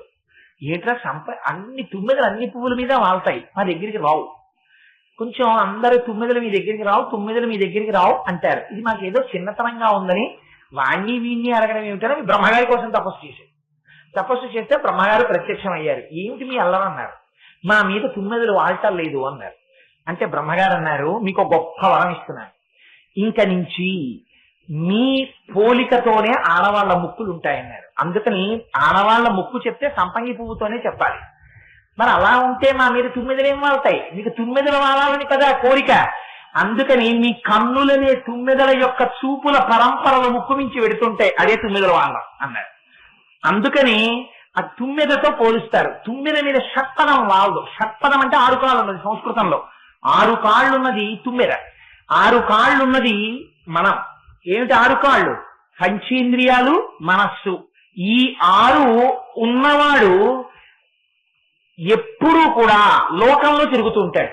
ఈ 6 లేనివాడు ఎప్పుడూ కూడా లోకంలో తిరగడు. ఎందుకని? వాడికి పంచేంద్రియాలు మనస్సు లేవు. పంచేంద్రియాలు మనస్సు ఉన్నది అన్ని పువ్వుల మీద వాలుతూ ఉంటుంది. అన్ని పువ్వుల్లోనూ తుమ్మిద వాలనది సంపంగి పువ్వు. అంటే షట్పదము వాలదు. అంటే అమ్మవారి ముక్కుని అర్చన చేస్తే అమ్మవారి ముక్కు దర్శనం. అందుకే మీకు 2 పరమశక్తివంతమైన మాటలేస్తారు. ముక్కొకటి అసలు మీకు చేతులు ఎత్తేసింది సహస్రనామంలో ఎక్కడో తెలుసా అండి? మిగిలిన వాటికి ఏదో ప్రయత్నం అమ్మవారి బుగ్గల గురించి చెప్పవలసి వచ్చింది. పద్మరాగ శిలాదర్శ పరిభావి కపోల భూహు ఏదో చెప్పారు వ్యాసుల వారు. అమ్మ పద్మరాగమణుల్లో ఉంటాయమ్మా, చిచ్చి అవి గట్టిగా ఉంటాయమ్మా, నీ బుగ్గలు మెత్తగా ఉంటాయమ్మా, అవి అరిగిపోతాయమ్మా, నీవి అరగవమ్మా, ఇవేమో అప్పుడప్పుడు కాంతి పోతుందమ్మా, ఆ కాంతి పోదమ్మా, పద్మరాగమణులకి నీ బుగ్గలకి పోలికి ఏంటమ్మా, చావల నరచానమ్మా, ఇవి ఓడిపోయమ్మా. తెలవులు నవ విద్రుమ బింబ శ్రీన్యక్షారి రదనచ్చదా, దొండపండమ్మా, చిచ్చి దొండపండు ఏమిటమ్మా, నలిగిపోతుందమ్మా, సాగిపోతుందమ్మా, దొండపండుకి నీ పెదవికి పోలికి ఏమిటమ్మా, అవతల పారేశానమ్మా. ఏదో పోలిక పెట్టడం పనికి రాలేదమ్మా అన్నాం. గడ్డం దగ్గరికి వచ్చారు. వచ్చి అసలమ్మా నేను ఇంకేం పోలిక వేయలేనమ్మా, నా వల్ల కాదు, అనాకలిత సాదృశ్య సుబుక స్త్రీ విరాజిత. పోలిక చెప్దామంటే ప్రపంచంలో వస్తువే దొరకనంత అందమైన గడ్డం ఉన్నదానా అని ఊరుకున్నారు. ఆ రహస్యం ఏమిటో రేపు చెప్తాను మీకు. ఎందుకు ఆ మాట అన్నారు? ఆ మాట అంటే శంకరాచార్యుల వారు ఊరుకుంటారేంటి? శంకరాచార్యుల వారు వెంటనే దాని మీద శ్లోకం చెప్తారు. కరాగ్రేణ స్పృష్టం తుహినగిరిడా వత్సలతయా అని ఆయన వెంటనే శ్లోకం చెప్పించారు. ఎందుకు అలా శ్లోకం చెప్పడం? లలితా సహస్రంలో వ్యాసుడు చెప్తే దాన్నే మళ్ళీ శంకరాచార్యులు వారు చెప్తే అంతటి ప్రాజ్ఞుడు, అంతటి జగదాచార్యుడు ఆయన అలా చెప్పచ్చా అంటే దాంట్లో ఒక రహస్యం ఉంది. మా ఇంట్లో వీధిలో నేను 10 గులాబీ మొక్కలు వేసుకున్నాను. 10 గులాబీ మొక్కలు బాగా ఇరుకిరుగ్గా ఉన్నాయని అందులో ఓ 3 గులాబీ మొక్కలు తీసేసి పెరట్లో వేసుకున్నాను. ఇప్పుడు ఏమైనా నేను తప్పు చేసినట్టే ఎవరిదన్నా ఎత్తుకొచ్చేసానా? ఈ జేబులో పావలా తీసి కింద పడిపోతుంది దండం పెట్టినప్పుడల్లా సాష్టాంగం చేస్తేనని ఆ చిల్లర తీసి ప్యాంటు జేబులో వేసుకున్నాను. ఏం మారిపోయి ఎవరికైనా ఇచ్చేసానా? తప్పు చేశానా? అలా లలితా సహస్రనామ స్తోత్రం చెప్పింది ఎవరు? మీకు పొద్దున్న చెప్పాను. ఆ వచిన్యాది దేవతలు చెప్పలేకపోతే అమ్మవారే తన శక్తిని ఇచ్చి చెప్పించింది. ఆ అమ్మవారే అయ్యవారితో కలిసి శంకరాచార్యుల వారిగా భూమి మీద నడిచొచ్చింది. ఆ అమ్మవారు ఏ స్తోత్రాన్ని చెప్పించిందో ఆ అమ్మవారే ఆ స్తోత్రంలో 4 మాటలు తీసుకుని మళ్ళీ పెరట్లో సౌందర్య రాడిగా ఇచ్చింది. తప్పెక్కడొచ్చింది? తప్పేం లేదు. తానే వేదం చెప్పారు, తానే ఉపనిషత్తులు చెప్పారు, తానే అందులో మాటలు తీసుకుని భగవద్గీత చెప్పారు పరమాత్మ. దోషం వచ్చిందా? దోషమేం రాలదేం, గ్రంథచౌర్యం కాదు. అందుకని లలితా సహస్రంలో మాటలు సౌందర్యలహరిలో కనబడతాయి. సరే, అందుచేత ఇక్కడ శంకరులు అంటారు అసౌ నాసావంశస్తు హినగిరి వంశధ్వజపటి. అమ్మ నీ ముక్కు చూస్తే ఎలా ఉందో తెలుసా అమ్మా? పెద్ద వెదురు బొంగులా ఉంది. ఆ వెదురు బొంగు ఎలాంటి వెదురు బొంగుట? మామూలు వెదురు బొంగు అనరదాన్ని. ఆ వెదురు బొంగు మహాజాతి వెదురు బొంగు. మంచి వెదురు బొంగులో ముత్యాలు ఉంటాయి లోపల, మంచి ముత్యాలు. మీకు మంచి ముత్యాలు దొరికేటటువంటి స్థానాలు కొన్ని ఉన్నాయి. సముద్ర గర్భంలో దొరుకుతాయి మంచి ముత్యాలు. చిట్టి ముత్యం పుట్టేసి తగడుకున్న స్వాతివానలు కురిసే సముద్రాల కొరకు అని పాటలు పాడతారు గేయరామాయణంలో. అందుకని ఆ స్వాతి ముత్యపు చిప్పలో చిరుకు పడితే ముత్యం అవుతుంది. ఏనుగు యొక్క కుంభస్థలంలో ముత్యాలుంటాయి. శాతన గగ్ర ఖండిత లసన్మజ కుంజర కుంభముక్త ముక్తాసత శైల అంటారు విరాటపర్వంలో, భారతంలో. అందుకని ఏనుగు యొక్క కుంభస్థలంలో ముత్యాలుంటాయి. మంచి చెరుకు కర్రలో ముత్యాలుంటాయి. పెద్ద పెద్ద వెదురు బొంగుల్లో, జాతి వెదురు బొంగుల్లో ముత్యాలుంటాయి. కొన్ని అసాధారణమైన తేళ్ల యొక్క కొండికి ముత్యం ఉంటుంది. ఇవి ముత్యాలు దొరికేటటువంటి స్థావరాలంటారు పెద్దలు. అందుకని ఇక్కడ శంకరాచార్యులు వారు అన్నారు, అమ్మ నీ ముక్కు చూస్తే పెద్ద వెదురుదండంలా ఉందమ్మా అన్నారు. కాబట్టి లోపల ముత్యాలు ఉండాలి కదా వెదురుదండం అయితే అది ఎలా ఉంది ఆ ముక్కు, ఆ వెదురుదండం? హిమగిరి వంశధ్వజపటి. ఆ హిమవంతుని యొక్క వంశము సామాన్యమైన వంశం కాదైంది. అందులో ఎందరో మహాపురుషులు పుట్టారు. ఆ పుట్టిన వాళ్ళలో మనం పతాకం లాంటిదనివమ్మా హైమవతివి. ఆ హిమవంతుడికి కూతురివై పుట్టి ఆయనకి ఖ్యాతి వచ్చేట్టు ఎన్ని పేర్లు వచ్చాయో తెలుసా నీకు? హైమవతి, శైలజ, హిమగిరి సుత, పార్వతి, ఉమా, ఇవన్నీ పుట్టింటి నుంచి వచ్చిన పేర్లు అమ్మవారికి. అందుకని అమ్మ ఇన్ని పేర్లు వచ్చాయి నీకు. అందుకని హిమగిరి వంశధ్వజపటి. అందుకని ఆ హిమవంతుని యొక్క వంశమునకు నువ్వు పతాకము వంటి దానివమ్మా అన్నారు. అయితే అక్కడ వరకు బానే ఉంది. వెదురు బొంగు అమ్మవారి ముక్కు అన్నారు. అసౌ నాసా వంశస్తు హినగిరి వంశధ్వజపటి తదీయో లేదీయ ఫలసు ఫలమస్మాకముచితం. ఇక్కడ వచ్చేసిందంతా వహత్యంతర్ముక్త. అమ్మా నీ ముక్కు వెదురు బొంగుతో పోల్చాం కాబట్టి ఆ లోపల ముత్యాలున్నాయని నేను నమ్ముతున్నానమ్మా అన్నారు. ముత్యాలున్నాయని నువ్వు నమ్ముతున్నావు శంకరా, నా ముక్కులో ముత్యం ఉందని నీకేమిటి ప్రమాణం అని అమ్మవారంటే శిశిరకర నిశ్వాసగలితం అన్నారు. అమ్మా చంద్ర సంబంధమైనటువంటి ముక్కు రంధ్రంలోంచి నాకు ఆ ముత్యం బయటికి వచ్చి లోపలికెడుతూ కనపడుతోందన్నారు. ఇక్కడ పెట్టేశారు మెలకంతా తీసుకొచ్చి. ఎడం ముక్కు కన్నంలోంచి వస్తోంది, కుడి ముక్కు కన్నంలోంచి వస్తోంది అంటే గొడవ లేదు, మనకు అర్థమైపోతుంది. కుడి ముక్కులోంచి వచ్చింది ముత్యం అనొచ్చు, లేకపోతే ఎడం ముక్కులోంచి వచ్చింది అనొచ్చు. ఇప్పుడు ఏమన్నారు? ఎడం ముక్కు కాదు, కుడి ముక్కు కాదు, చంద్ర సంబంధమైన ముక్కు రంధ్రంలోంచి వస్తోందన్నారు. చంద్ర సంబంధమైన ముక్కు రంధ్రం ఏమిటి? అది ఎక్కడ ఉంటుంది? అది కుడి ముక్క, ఎడం ముక్క, ఏ ముక్కులోంచి? నిశ్వాస గళితం, బయటికి తొయ్యబడినట్టుగా నాకు కనపడుతోంది అన్నారు. ఏమిటా మాట? ఎందుకన్నట్టు? పైగా అక్కడ ఒక మాట అన్నారు, అలా కనపడి లోపలికి వెళ్ళిపోతున్న ముత్యం మమ్మల్ని కటాక్షించుగాక అన్నారు. అదేటా ముత్యం రక్షించడం ఏమిటి? ముక్తాహ. ముక్తాహ అన్న మాటకి ముత్యం అని ఒక అర్థం, ముక్తుడైనటువంటి పురుషుడు అని ఒక అర్థం. ముక్తాహ అంటే అమ్మవారి యొక్క ఉచ్ఛ్వాస నిశ్వాసలే అమ్మవారు ఊపిరి తీసి ఊపిరి పీలిస్తే అది వేదమై వచ్చింది శృతిగా. అందుకని ఆ వేదాన్ని చదువుకొని వేదాంతర్గతమైనటువంటి రహస్యములన్నీ తాను తెలుసుకొని తాను ఆత్మయందు నిలబడి మోక్షమును మాత్రమే అపేక్షించేటటువంటి ముక్త పురుషుడైన వాడు ఎవరుంటాడో అటువంటి ముక్త పురుషుడు అమ్మవారి యొక్క నాసాదండములోంచి బయటికొచ్చి లోపలికి వెళ్ళేటటువంటి ముత్యాన్ని మానసికంగా ధ్యానంలో దర్శనం చేసిన వారికి మాత్రమే పుడతాడు, మామూలు వాళ్ళకి పుట్టాడు. ఎందుకని? అందుకని ఈ యోగ రహస్యం చెప్పాలి. ఇక్కడ యోగ రహస్యం చెప్పాలంటే శిశిరకర నిశ్వాసగళితం, ఎడమ ముక్కులోంచి బయటికి వస్తోంది అన్నారు. యోగ రహస్యం ఏమిటో తెలుసా అండి? మీరు అంటే ఇది చూసుకోవడం కూడా కొంచెం కష్టమే. మీరు ధ్యానంలో మీకు కొంచెం పరిణతి వస్తే మీరు దీన్ని పట్టుకోవచ్చు. మీరు లోకంలో తిరుగుతున్నారనుకోండి, మామూలు మీ ఉద్యోగం చేసుకుంటున్నప్పుడు, మీ కోపం వస్తున్నప్పుడు, మీరు ఇంట్లో ఉన్నప్పుడు మీ ఎడమ ముక్కు ఎక్కువ గాలి లాక్కుంటుంది, కుడి ముక్కు ఎక్కువ గాలిని వదిలిపెడుతుంది. మీరు ధ్యానంలోకి వెళ్ళిపోయారనుకోండి, మీరు ఇంద్రియాలని అరికెట్టేసి ప్రాణాయామం చేసి పద్మాసనం వేసి కూర్చుని ఏదో ఒక శ్లోకం గురించో అమ్మవారి గురించో అయ్యవారి గురించో ధ్యానం చేస్తున్నారనుకోండి, కొంతసేపటికి ముందు ఏమైపోతుందంటే ఇంద్రియాలు వెనక్కి వెళ్ళిపోతాయి. చెవు వినడం మానేస్తుంది, కన్ను చూడడం మానేస్తుంది, స్పర్శేంద్రియానికి స్పర్శ తగ్గిపోతుంది. తగ్గిపోయి ఇంద్రియాలు మనస్సులోకి వెళ్ళిపోతాయి. ఆ మనస్సు కూడా ఏం చేస్తుందంటే ఊపిరి లోపలికి తీసి బయటికి వస్తున్నంతసేపు కదులుతూ ఉంటుంది. ఆ ఊపిరి కూడా ఏమవుతుందంటే మందగిస్తుంది. బాగా వేగంగా తీసి వేగంగా వదలకుండా మందంగా తీసి మందంగా వదులుతాడు. ఇదే మరాలి మందకమన అంటేను. ఈ మందంగా తీసి మందంగా వదులుతున్నప్పుడు మనస్సు నిలబడిపోతుంది. మనస్సు నిలబడిపోయినప్పుడు మీరు ఆ ధ్యాన సిద్ధిలోకి వెడుతూ ఉంటారు.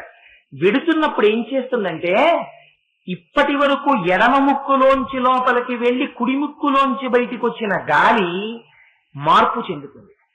ధ్యానంలోకి వెళ్ళినప్పుడు కుడి ముక్కులోంచి ఊపిరి లోపలికి వెళ్ళి ఎడమ ముక్కులోంచి మందంగా బయటికి రావడం మొదలెడుతుంది. ఇది మీరు చూసుకుందాం అలా అవుతుందేమో అని కూర్చున్నారనుకోండి, మీ దృష్టి ఊపిరి మీద ఉంటుంది, ధ్యానం మీద ఎలా ఉంటుంది? కుదరదు. అందుకని మీరు ధ్యానంలోకి వెళ్ళి బయటికి వచ్చేటప్పుడు ఎప్పుడైనా ఒక్కసారి అలా గబుక్కుని వాచ్ చేస్తే తెలుస్తుంది. నిజమే, ఓయ్ ఎడం ముక్కులోంచి ఎక్కువ బయటికి వస్తోంది, కుడి ముక్కులోంచి లోపలికి వెడుతోంది గాలి. ఇది యోగ సంబంధమైన రహస్యం. అలా చేస్తే ఏమవుతుందంటే ఇడ అని ఎడమ ముక్కుకి ఒక నాడి ఉంటుంది, పింగళ అని కుడి ముక్కుకి ఒక నాడి ఉంటుంది. ఈ రెండు ఇక్కడికి వచ్చి కలుస్తాయి. దాన్ని సుషుమ్న అంటారు. అది మూడో కన్ను, అదే అగ్నిహోత్రం. ఈ ఇడా పింగళ కలిసినటువంటి సుషుమ్న నాడి దగ్గర బ్రహ్మదర్శనం చేస్తాడు. అందుకే ముక్కు చివర నిలబెట్టు అంటారు. అంతకన్నా ఇంకా బహిరంగ వేదికల మీద చెప్పకూడదు. అందుకని అదిగో ఆ యోగ రహస్యాన్ని చెప్పి శిశిరకర నిశ్వాసగళితం, అమ్మా చంద్ర సంబంధమైన ఎడమ ముక్కులోంచి బయటికి వస్తోంది అంటే ఈ దర్శనం ఎక్కడ జరుగుతుంది? మీరు ఇలా కూర్చుని మామూలుగాను అమ్మవారి గురించి ఆలోచిస్తూ చేస్తానంటే దొరకదు. మీరు ఆ శ్లోకాన్ని పట్టుకుని, అంటే అలాంటి ప్రయోగాలు అవి చెయ్యమని నేను చెప్పట్లేదు సుమా, మీరు ఆ ధ్యానం చెయ్యగలిగినటువంటి స్థితి, దానికి తగిన సమర్థత కలిగిన గురువు దొరికితే, అసౌ నాసావంశస్తుహినగిరి వంశధ్వజపటి తదీయో నిదీయ ఫలతు ఫలమస్మాకముచితం వహత్యం తన్ముక్త శిశిరకర నిశ్వాసగళితం అని ధ్యానం చేస్తున్నారనుకోండి, అప్పుడు చంద్ర సంబంధమైనటువంటి అమ్మవారి ఎడమ ముక్కులోంచి ముత్యం ఇలా బయటికి వచ్చి ఇలా లోపలికి వెళ్ళిపోతుంటుంది. ఎందుకని? ఊపిరి ఇలా వదులుతున్నప్పుడు బయటికి, లోపలికి మళ్ళీ ఊపిరి తీస్తున్నప్పుడు లోపలికి వెళ్ళిపోతుంటుంది. ఆ ముత్యం బయట పెడితే బాగుంది, మనం ఏరుకుందాం ధ్యానంలోని మీరు కోరుకోకూడదు. ఎందుకని? అక్కడ వ్యాసుల వారు లలితా సహస్రంలో ఒక మాట చెప్పారు. తారా కాంతి తిరస్కారినాసాభరణభాసురా, అమ్మవారి ముక్కుకి పెట్టుకునేటటువంటి ఆభరణం నక్షత్రముల యొక్క కాంతిని తిరస్కరించేటటువంటి ఆభరణం పెట్టుకుంటుంది. ఇక్కడ కనపడేటటువంటి ముత్యములు ఉండేటటువంటి స్థావరములు పండే అనుకోండి, ఆ వస్తువు నశించిపోతుంది. మీకు ఏనుగు కుంభస్థలంలో ముత్యాలు మీరు తెచ్చారనుకోండి, ఆ ఏనుగు మరణించిందని గుర్తు. అమ్మవారి మెడలో ఉండేటటువంటి ముత్యాల మాల ఎక్కడిదో తెలుసా అండి? పరమశివుడు గజాసుర సంహారం చేసిన తర్వాత ఆ గజాసురుని యొక్క కుంభస్థలంలో ఉన్న ముత్యాలన్నీ ఏది దండ కట్టి అమ్మవారి మెడలో వేశాడు. ఆయనేం వేసుకుంటాడు? మీకు అందుకే అమ్మవారికి అయ్యవారికి ఒక పెద్ద తేడా కనబడుతుంటుంది. అమ్మవారి మెడలో ముత్యాల మాల వేస్తాడు. తను వేసుకోవచ్చుగా, ఈ రోజుల్లో మనం వేసుకోవట్లా, మనం అంటే మొగాళ్ళం వేసుకోవట్లా బంగారు గొలుసులు అన్నిని. అలా శంకరుడు కూడా పార్వతి కొన్ని నువ్వు గుచ్చుకుని వేసుకో, నేను కొన్ని గుచ్చుకుని వేసుకుంటానే, పోనీ ఆవిడైనా స్వామి అన్ని నాకెందుకండి, ఓ 4 ముత్యాలు మీరు ఆ రుద్రాక్షల్లో వేసుకుని వేసుకోండి సరదాగా అనొచ్చు కదా. ఆయన వేసుకోడు. ఆయన ఏం వేసుకుంటారో తెలుసండి, ఆయన అన్ని భోళాశంకరుడు. నిన్న చెప్పానే, ఆయనకి ఏం బాధ ఉండదు. ఆయన గబాలన చేతిలో పట్టుకుని పక్కింటికి వెళ్ళిపోతాడు భౌతి భిక్షాందేహని. ఎంత భోళాశంకరుడు అంటే ఆయన బ్రహ్మమస్త కావలి నిబద్ధతే నమ శివాయ అన్నారు నక్షత్రమాలా స్తోత్రంలో శంకరాచార్యులు వారు. ఆయన కపాలాల మాలో తీసుకుంటాడు. పునుకల పేరు కంఠమున భూరి భుజంగము భూషణంబుగా నమయము భస్మధారణము ఎద్దినివాతము మెరువిల్లుగా అనుగుగ దంతి చర్మమును హస్తములందు కపాల శూలముల్ పడివడిదాల్చు శంకరు కృపావరు రూపమునశ్రయించదం. ఎందుకైనా పుర్రెల మాల వేసుకోవడం? ఎందుక పుర్రెలు? అంతకన్నా ఇంకేమైనా మాల వేసుకోకూడదా? నువ్వు పూలమాల వేసుకోకూడదా అంటే శంకరులు అన్నారు, ఈ మామూలు పుర్రెలు కావురా, అవి బ్రహ్మమస్త కావలి నిబద్ధతే నమ శివాయ. శంకరుడు ఒక్కొక్క యుగంలో బ్రహ్మగారిని పిలిచి ఓ బ్రహ్మ సృష్టి చేయి అంటారు. అంటే పాపం ఆ చతుర్ముఖ బ్రహ్మగారు సృష్టి చేస్తారు. ఆ తర్వాత మళ్ళీ శంకరుడు ఎప్పుడైనా ఆ బ్రహ్మగారి సభలోకి వెళ్ళాడు అనుకోండి, ఆయనకి ఫేర్వెల్ పార్టీ ఇచ్చేసినట్టు గుర్తు అక్కడతో. ఎందుకంటే ఎప్పుడు ఎడతాడు? మొట్టమొదటిసారి సీట్లో కూర్చోబెట్టినప్పుడు ఎడతాడు. మళ్ళీ ఆఖరణ ఆయనకి సెండ్ ఆఫ్ ఇచ్చేసే ముందు పెడతారు సభలోకి. అందుకని ఆయన వెళ్ళిపోయేటప్పుడు ఏం చేస్తారు? ఆయన పదం అయిపోయింది, ఆయన శరీరం కూడా పడిపోతుంది. పడిపోయినప్పుడు అయ్యో పాపం అందరికన్నా ముందు పుట్టాడు, ఈ యుగంలో లోకాలకి పెద్దవాడు, చతుర్ముఖ బ్రహ్మ సృష్టి చేశాడు, ఆయన పుర్రె కూడా అసహ్యంగా అలా పాపం శ్మశానంలో పడిపోవడం ఏంటి అని దానికి ఒక గౌరవం ఇద్దాం అనుకున్నట్ట శంకరుడు. గౌరవం ఇవ్వడం అంటే ఏం చెయ్యాలి? ఇప్పుడు మీరు నాకు పండు ఇచ్చారనుకోండి, గౌరవానికి ఇస్తారు. నేను ఆ పండు వెంటనే తీసుకెళ్లి ఆ గోడతో పారేశాను అనుకోండి, మీకు ఏమనిపిస్తుంది? దిక్కుమల్లి వీడికి ఇచ్చేయండి పండు అనిపిస్తుంది. ఆ పండు అమ్మ చాలా మంచి పండు తెచ్చారమ్మా, ఈ పండు తినాలని చాలా కాలం నుంచి అనుకుంటున్నాను తల్లి, ఇవాళ రాత్రి తప్పకుండా పలహారంలో ఈ పండు తింటానమ్మా అన్నాను అనుకోండి. మీరు చూశారో చూడలేదో, నేను తిన్నానో తినలేదో, కానీ మీ మనస్సు తృప్తిగా ఉంటుంది. అది కదా గౌరవం అంటే. అందుకని శంకరుడు ఏం చేశాట? బ్రహ్మగారి కపాలం కూడా శ్మశానంలో పడిపోవడమే అనుకున్నట్ట. అనుకుని పాపం నేను చెప్తే సృష్టి చేసిన పెద్ద ఆయన కదా, ఈ పుర్రెతో గౌరవం ఇద్దాం అనుకున్నట్ట. అనుకుని ఆ పుర్రె తీసో తాడు గుచ్చుకుని మెడలో వేసుకున్నట్ట. వేసుకుంటే ఏమైంది? ఇలా చాలా మంది బ్రహ్మలు వెళ్ళిపోతున్నారు, అయిపోతున్నాయి యుగాలు. ఒక్కొక్క బ్రహ్మ వెళ్ళిపోతున్నాడు, ఒక్కొక్క బ్రహ్మ పుర్రి తీస్తున్నాడు, తాడు గుచ్చుకుంటున్నాడు. ఈ దండ పెద్ద దండైకి వస్తుంది. ఈ దండలన్నీ ఎవరివి? వెళ్ళిపోయిన బ్రహ్మలవి. ఉన్నవాడెవరు? అంతమంది బ్రహ్మలు వెళ్ళిపోతున్నా తాను మాత్రం అలాగే ఉండిపోయినవాడు. అందుకే వట విటపి సమీపే భూమి భాగే నిషణ్ణం సకల ముని గణానాం జ్ఞానదాతారమారాత్ అని మహానుభావుడు. ఆయన కాలమునకు లొంగేటటువంటి వాడై ఉండడు. ఆయన ఎప్పుడు నిత్య యవ్వనుడై ఉంటాడు శంకరుడు. అందుకని ఆయన మెళ్ళో ఉన్న పుర్రెలమాల చేతకాక వేసుకున్న పుర్రెలమాల కాదు, బ్రహ్మమస్త కావలి నిబద్ధతే నమ శివాయ అని పేరు. ఆయనంత జ్ఞానం. ఆయన ఏం చేశాడు? అమ్మవారు ఎప్పుడు బాహ్య జగత్తుగా ఉండాలి. అందుకని అమ్మవారు సౌందర్యంగా ఉండాలి. అది భర్తకి ఉండవలసిన లక్షణం. భార్యకి ఆడంబరంగా చక్కగా అందంగా ఆవిడ అలంకారం చేసుకోవాలి. ఆయన ఎంత తత్వం తెలుసున్నవాడైనా అవచ్చు. 80 ఏళ్ళు వచ్చాయి, ఈయన ఓ నూలు పంచ కట్టుకుని కారులోంచి దిగలేక ఏ పెళ్లిలోనో ఆశీర్వచనం చేయడం కోసమని వాడి వత్తైపోయినటువంటి తెల్లగా మెరిసిపోతున్నటువంటి భార్య చెయ్యి పట్టుకుని, అంటే తెల్లగా మెరిసిపోతేనే పతివ్రత కాదు, ఎలా ఉన్నా పతివ్రతే. అందుకని ఆ చెయ్యి పట్టుకుని దిగలేక కారులోంచి దిగుతున్నాడు అనుకోండి, ఓ అప్పలాచార్య స్వామి వారు దిగినట్టు గబగబా పెళ్లివారు అందరూ అమ్మవారు వచ్చారు ఆశీర్వచనం చేస్తారని గబగబా ఎదురొచ్చి కారులోంచి తీసుకెళ్తూ ఉంటారు. తీసుకెళ్తున్నప్పుడు ఆయన ఏం కట్టుకుంటాడు? ఓ నూలు పంచ, దాని మీద లాయచీ వేసుకుని ఆయన వస్తాడు. ఆవిడ మాత్రం 80 ఏళ్ళు వచ్చినా చక్కగా ఓ వడ్డానం పెట్టుకుని మెళ్ళో ఇన్ని చంద్రహారాలు వేసుకుని పలకసర్లు వేసుకుని ఇక్కడి నుంచి ఇక్కడికి బంగారం గాజులు వేసుకుని ఇంత బొట్టెట్టుకుని ఆ తెల్లటి జుట్టుముళ్ళో ఇన్ని పువ్వులు ఎట్టుకుని కాళ్ళకి పసుపు రాసుకుని పారాణి పెట్టుకుని ఇన్ని అలంకారాలు చేసుకుని ఆవిడ వస్తుంటుంది. ఆవిడ నిరాడంబరంగా ఉందనుకోండి, ఏదో తేడాగా ఉంటుంది. ఏంటంటే ఆవిడ ఆయనకి తగిన భార్య కాదంటాడు. ఆవిడ ఆ వయస్సులో కూడా అలా వచ్చారనుకోండి, అమ్మో వాళ్ళిద్దరినీ చూస్తే పార్వతీ పరమేశ్వరుల్లో ఉన్నారంటాం. ఏమిటి తేడా? ఆయన జ్ఞానంతో ఉంటాడు, ఆయన పక్కన ఆవిడ అలా ఉండడం, ఆయన చేత భూషింపబడి గౌరవింపబడ్డాం. అందుకని అలా ఉండాలి. ఆవిడ అలా ఉండడం ఆవిడ అలంకారానికి కాదు, ఆవిడ యొక్క పాతివ్రత్య చిహ్నాలు అయి ఉంటాయి. ఆయన యొక్క గొప్పతనాన్ని ఆవిడ కథ కూడుకున్నట్టు. అందుకని భార్య అలా ఉంటుంది. అందుకని ముత్యాల గంట ఎవరికి వెయ్యాలి? పార్వతీదేవికి వెయ్యాలి. తానేం వేసుకోవాలి? పుర్రహారం వేసుకోవాలి. నేర్పాడు జాతికి శంకరుడు. ఒరే మగాడికి శీలం కావాలరా, శీలము, జ్ఞానము, తత్వ సంపద, ఆచారము, వ్యవహారము, సంప్రదాయము, పూజ, నిష్ఠ, నీ సంధ్యావందనం, వీటి చేత నీకు గౌరవం. నీకు ఎంత ఉండని, నీకు ఇలా నమస్కరించేవాడు ఉండడు. అలా పెట్టినా భయపడి పెడతాడు. ఇవాళ వీడు కనపడ్డాడు కదా బాబు వీధరుగు మీద, నేరకపోయి వచ్చాను వీడింటి ముందుకి, భయపడుతూ నమస్కారం పెడతాడు, రావణాసురుడికి పెట్టినట్టు. బ్రహ్మజ్ఞాని కనబడితే సాష్టాంగ నమస్కారం చేస్తాడు. అందుకని మగవాడికి ఉండవలసినది ఏమిటో శంకరుడు తన యొక్క స్వరూపంలో చూపించాడు. పార్వతీదేవిని అలా ఉంచి చూపించాడు. అందుకని అమ్మవారి మెడలో ముత్యాలహారం వేశాడు. గజాసురుని యొక్క కుంభస్థలాన్ని చీల్చి శంకరుడు అమ్మవారి ముక్కులోంచి వస్తున్నటువంటి ముత్యాన్ని చూస్తే మనకేమవుతుంది? అది శిశిరకర నిశ్వాస గణితం, చంద్ర సంబంధమైనటువంటి రంధ్రంలోంచి బయటికి వస్తోంది. అందుకని నువ్వు కూడా అది ఎక్కడ దర్శనం చెయ్యాలి? యోగములో దర్శనం చెయ్యాలి, ధ్యానములో దర్శనం చెయ్యాలి. అలా దర్శనం చేస్తే ఫలితం ఏమిటొస్తుంది? ముక్తాహ. ఎవరు తరిస్తారు? మనం తరించాలంటే ఎంత ఐశ్వర్యవంతులు కొడుకులు పుట్టనివ్వండి, తప్పేం లేదు, కొడుకులు పుట్టవలసిందే ఐశ్వర్యం ఉన్నవాళ్ళు. ఎంత అధికారం ఉన్నవాళ్ళు పుట్టనివ్వండి, ఏదో కొంతకాలం ఉంటుందేమో ఆ ఫలితం. కారే రాజులు రాజ్యములు గెలువరే, గర్వోన్నతిం పొందరే వారేది, సిరి మూట కట్టుకొని పోవంజాలిరే, భూమిపై పేరైనం కలదే, సిబి ప్రముఖులను ప్రీతిం యశక్కాములై ఈరే కోర్కెల్, వారలంతలపరే ఈ కాలమున్ భార్గవ. ఉండిపోయేది ఏది ఉండిపోతుంది వంశంలో?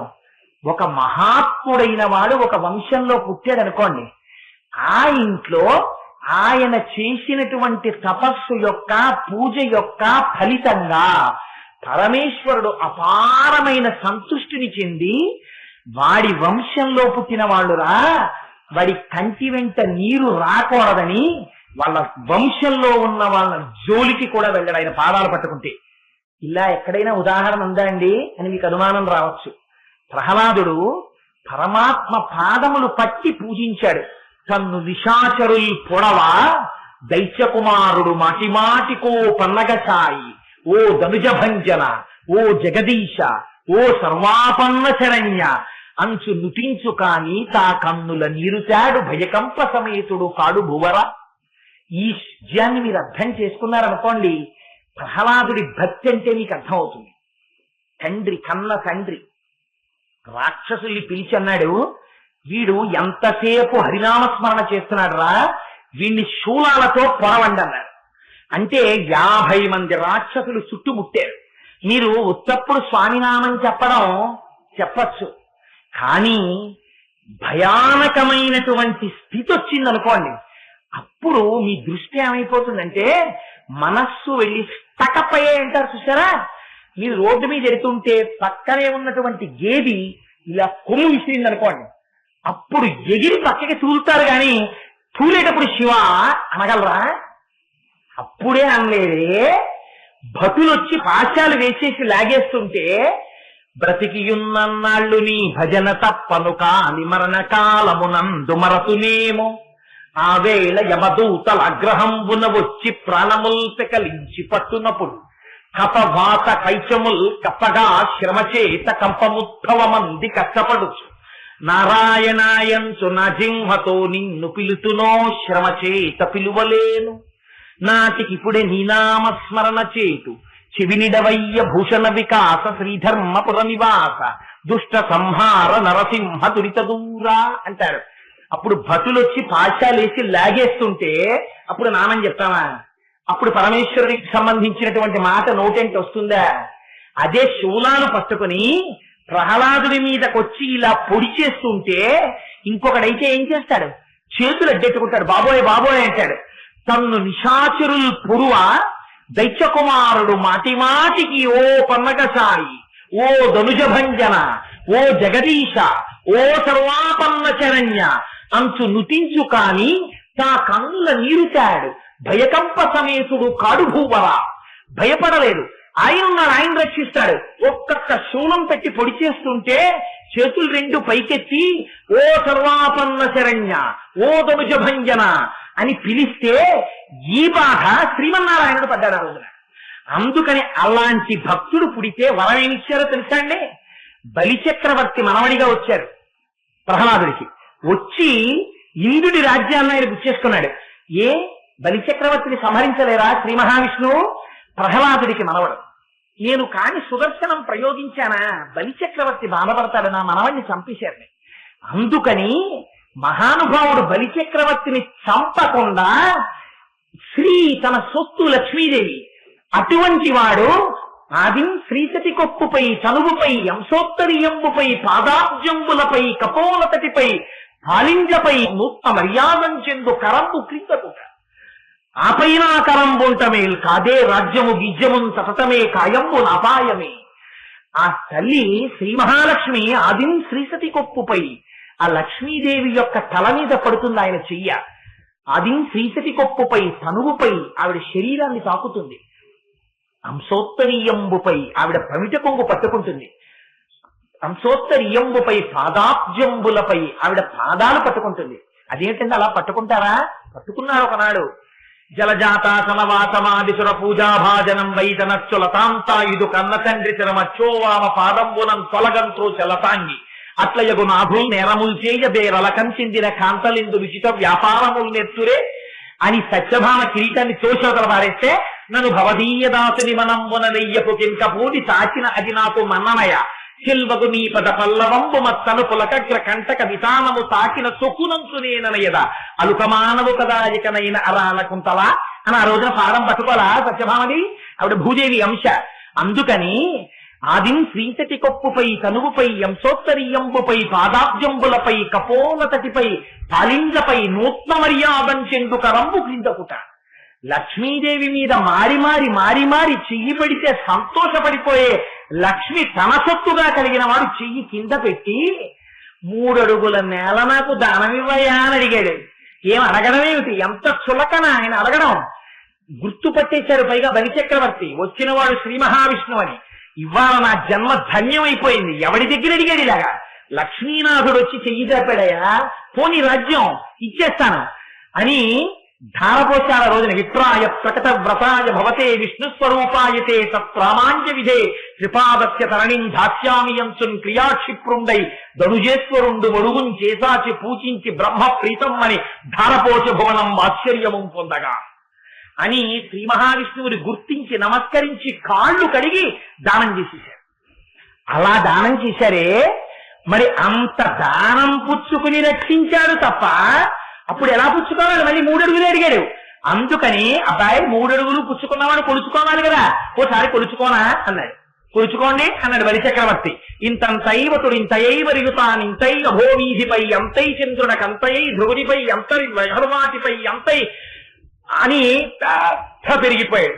రవిబింబంబుపమింపత్రముగు చత్రంబై శిరోరత్నమై శ్రవణాలంకృతియై గలాభరణమై సవర్ణ కేయూరమై శివిమత్కంకణమై కటిస్థలి ఉదంచ ఘంటయై నూపుర ప్రవరంబై వటుడింతయై పెరిగే అని మహానుభావుడు అంత పెద్దవాడైపోయి 2 పాదములతో ఊర్ధ్వలోకాల్ని అధోలోకాల్ని కొలిచేసి 3వ కాలు ఎక్కడ పెట్టరన్నాడు.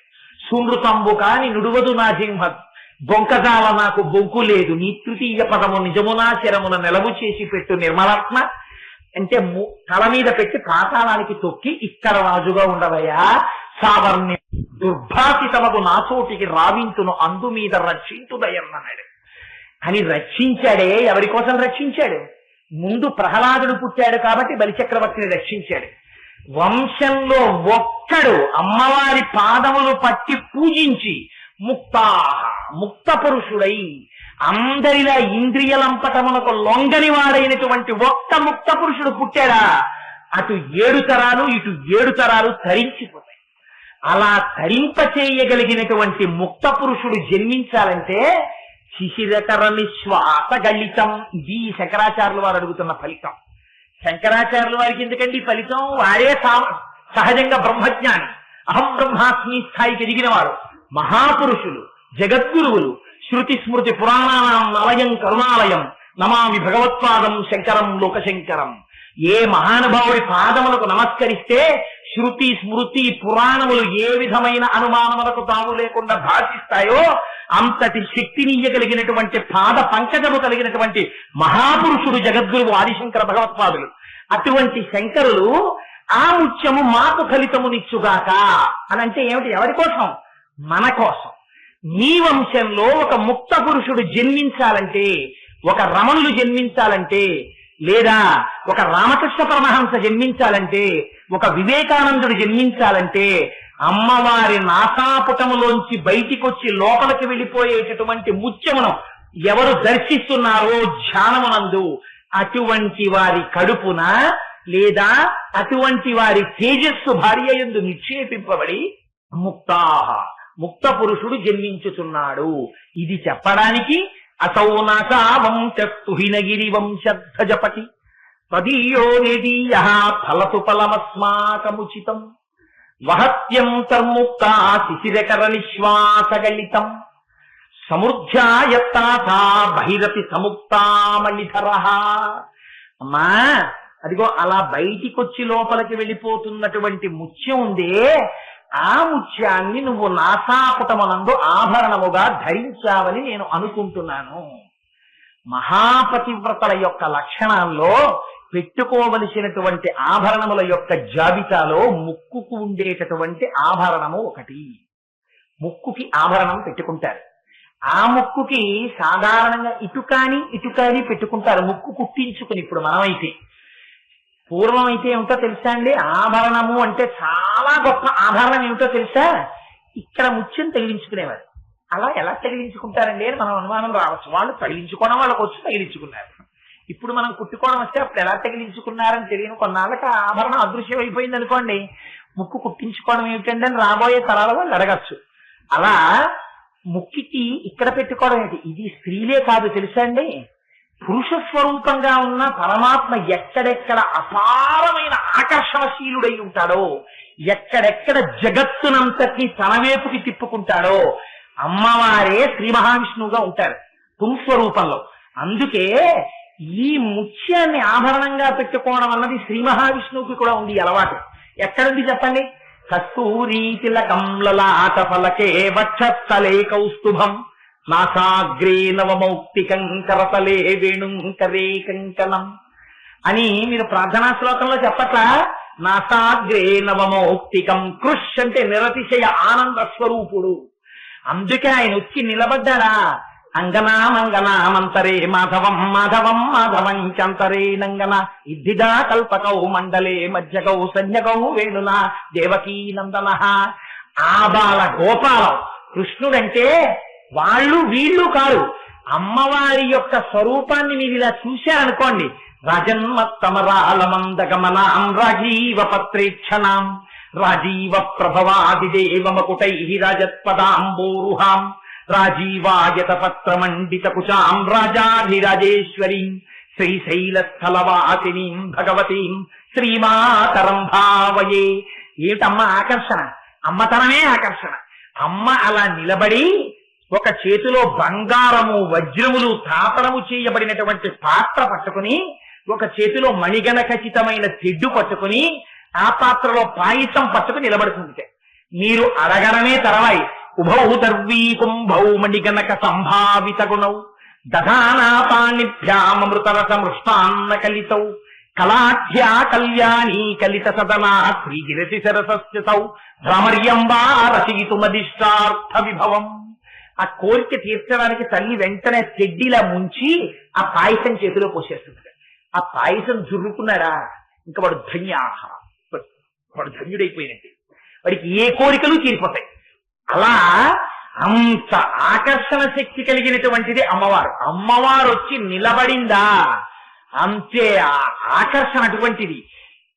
బహుముఖాలుగా చేయించేసుకుంటుంది ఆవిడ. ఆ తల్లి శక్తి అటువంటిది. అదే శక్తి మళ్ళీ నీకు కృష్ణుడి దగ్గర కనబడుతుంది. అందుకే ఇద్దరు ఆకర్షణ శక్తి, అందుకే ఇద్దరు ముత్యం ధరిస్తారు. ఆయన కూడా నాసాగ్రే నవమౌక్తికం. అందుకే ఆయన చూడండి, కృష్ణుడు పుట్టాడంటే క్రేళ్ళురికి మసలిలేగలు మల్లడిగొని రంకెరిడియమదవృషభంబుల్ పెళ్ళున ముదుగుల పొదుగుల చల్లించన్ పాలు బాలు సంభవ వేళం. ఎవరికి తెలుసు? మనుషులైతే సంతోషించారంటే దానికి ఒక అర్థం ఉంది. ఏమి నోమ ఫలము ఇంత ప్రొద్దొక వార్త వింటిమ బలలా రవినులరా మన యశోద చిన్న మగవానిక నినట సుశివత్తమమ్మ సుధతులారా అని పరిగెత్తారు గోపికలందరూ. ఏంటండి ఆ పద్యాలు? పోతన గారు రాయవలసిన పద్యం ఏది?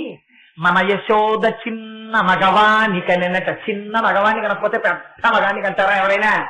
అంటే గోపకాంతలు మాట్లాడేటప్పుడు ఎలా మాట్లాడాలో అలాంటి పద్యాలే పడ్డాయి పోతన గారికి తప్ప గోపకాంతలకు ఏం తెలుసు? వాళ్ళకి పెద్ద పెద్ద మాటలు రావు.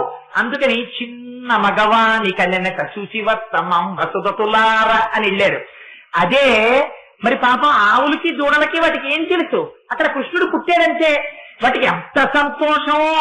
క్రేళ్ళురికి మసలిలేగలు మల్లడిగుని రంకెలిడియమదవృషభంబుల్ పెళ్ళున ముదుగుల పొదుగుల చల్లించన్ పాలు బాలు సంభవ వేళం. ఒక్కసారి ఆవులన్నీ అంబారం చేసాయిట. దూడలు నిష్కారణంగా పలుపులు ఇప్పేసుకుని ఎగిరిగిరి గంతులేస్తూ ఆడుకుని పరిగెడుతున్నాయిట. రాబోతులు పెద్ద పెద్ద కంఠాలెత్తి గంభీరంగా అరుస్తున్నాయిట. కుండ తెచ్చి కోపకాంతలు ఇలా పొదుగుల కింద పెట్టేస్త. రోజు మీకు షేరుపాలు ఇచ్చేవాళ్ళం, కృష్ణుడు పుట్టాడు మనకి, అందుకని మీరందరూ కృష్ణుడు కో షేరుపాలు ఇవ్వండి అని చల్లించన్ పాలు బాలు సంభవవేళం. వర్షం కురిసినట్టు కురిసిచ్చేట ఆవులు పాలని. పరమాత్మ పుడితే అమ్మవారు వచ్చిన శ్రీ మహావిష్ణువుగా వచ్చిన ఆకర్షణ అలా ఉంటుంది. ఇది ఆనంద స్వరూపం, అది ఆనంద స్వరూపం, రెండు ఆనంద స్వరూపాలే. అందుకని ఇద్దరిది ఒకలాగే ఉంటుంది. ఎందుకు చెప్పానంటే ఈ మాట, అందుకని వహత్యంతర్ముక్తా శిశిరకర నిశ్వాసగళితం సమృత్యాయత్తా బహిరపి సముక్తామణిధర. అమ్మా, లోపల నుంచి బయటికి వచ్చి లోపలికి వెళ్ళిపోతున్నటువంటి ముత్యాన్ని నువ్వు ధరించావా అన్నట్టుగా మాకు అనిపిస్తోందమ్మా అన్నాడు. ఎందుకని? ఫలించాలని మీరు కోరుకోకూడదు. ఫలించిందనుకోండి, ఆ ముత్యం బయటికి వచ్చి పడింది అనుకోండి, అమ్మ నేను ఏరుకుంటానమ్మా అన్నారు అనుకోండి, తప్ప. ఎందుకని? ముత్యం పండే ప్రదేశాలలో ముత్యం మీకు దొరికిందా, ఆ ఇచ్చే వస్తువు పోతుంది. ఏనుగు కుంభస్థలం పగిలిపోతే మీకు ముత్యం దొరుకుతుంది, వెదురుగడ పగిలిపోతే మీకు ముత్యం దొరుకుతుంది, చెరుకు కర్ర పగిలిపోతే మీకు ముత్యం దొరుకుతుంది. అలాగే మీకు ఆ ముత్యపు చిప్ప బద్దలబడితే ముత్యం దొరుకుతుంది, తేలు మరణిస్తే ముత్యం దొరుకుతుంది. తప్ప మీకు ముత్యం అన్యథా దొరికే అవకాశం ఉండదు. అందుకని అమ్మవారి ముక్కులో ఉండేటటువంటి ముత్యాన్ని మాత్రం అమ్మ బయటికి వచ్చేసిన ముత్యాన్ని చూశానని అనకూడదు ఎప్పుడు. అందుకని ఏమనాలి? శిశిరకర నిశ్వాసగళితం, బయటికి తొయ్యబడి మళ్ళీ లోపలికి వెళ్ళిపోతున్న ముత్యాన్ని చూడాలి. అందుకని అమ్మవారి ఇలా కూర్చుని ప్రసన్నంగా చూస్తూ సంతోషంగా ఇలా తల ఊపుతూ అని అమ్మ ఇలా మందంగా ఊపిరి పీలుస్తూ మీ వంక సంతోషంగా చూస్తుంటే, శంకరాచార్యులు వారి సౌందర్యలహరిలో ఇంకో చోట చెప్తారు, అబ్బో ఈ కనుబొమల గురించి చెప్తూ అమ్మవారి కళ్ళకుండేటటువంటి ఈ వెంట్రుకల గురించి అంటారు, మధుకర రుచిభ్యాం ధృతగుణం అంటారు. వీలైతే ఆ శ్లోకం చెప్తాను రెండోసారి. అందుకని అదిగో ఆ అందం ఉందే, ఆ ముత్యం ఇలా బయటికి వచ్చి లోపలికి వెళ్ళిపోతున్నప్పుడు అమ్మ ఇక్కడ పెట్టుకున్న ముత్యమా అన్నట్టుగా మీరు దర్శనం చేయాలి. అలా దర్శనం చేశారా, అప్పుడు అమ్మ యొక్క ఆకృతికి దోషం. అందుకని అలా దర్శనం చెయ్యమని. అది మీకు ఫోటో పెట్టారనుకోండి, ఇక్కడున్న ముత్యమన్నా వెయ్యాలి, లోపల ఉన్న ముత్యమన్నా వెయ్యాలి.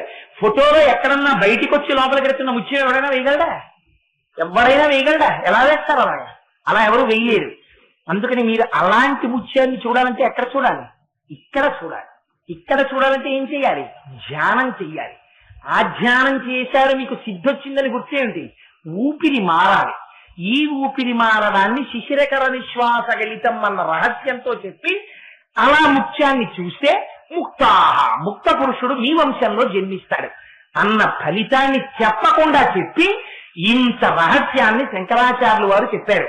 అందుకని అమ్మవారి ముక్కు వ్యాసుడు సంపంగి పువ్వుతో పోల్చాడు కనుక ఆ సంపంగి పుష్పాలతో పూజ చేసినా సరే అమ్మవారికి ఆ సంపంగి పువ్వు మీద తుమ్మెద వాలదు కనుక, తుమ్మెద వాలదంటే షట్పదం వాలదు కనుక 5 ఇంద్రియములు మనస్సు ఎవరికి లౌకమునందు లగ్నం అవ్వట్లేదో అటువంటి ముక్త పురుషులకి మాత్రమే ఆవాసము కనుక ఆ సంపంగి పువ్వుతో అమ్మవారి పాదాలకి పూజ చేస్తే ఆవిడ విశేషమైనటువంటి ప్రీతిని పొందుతుంది.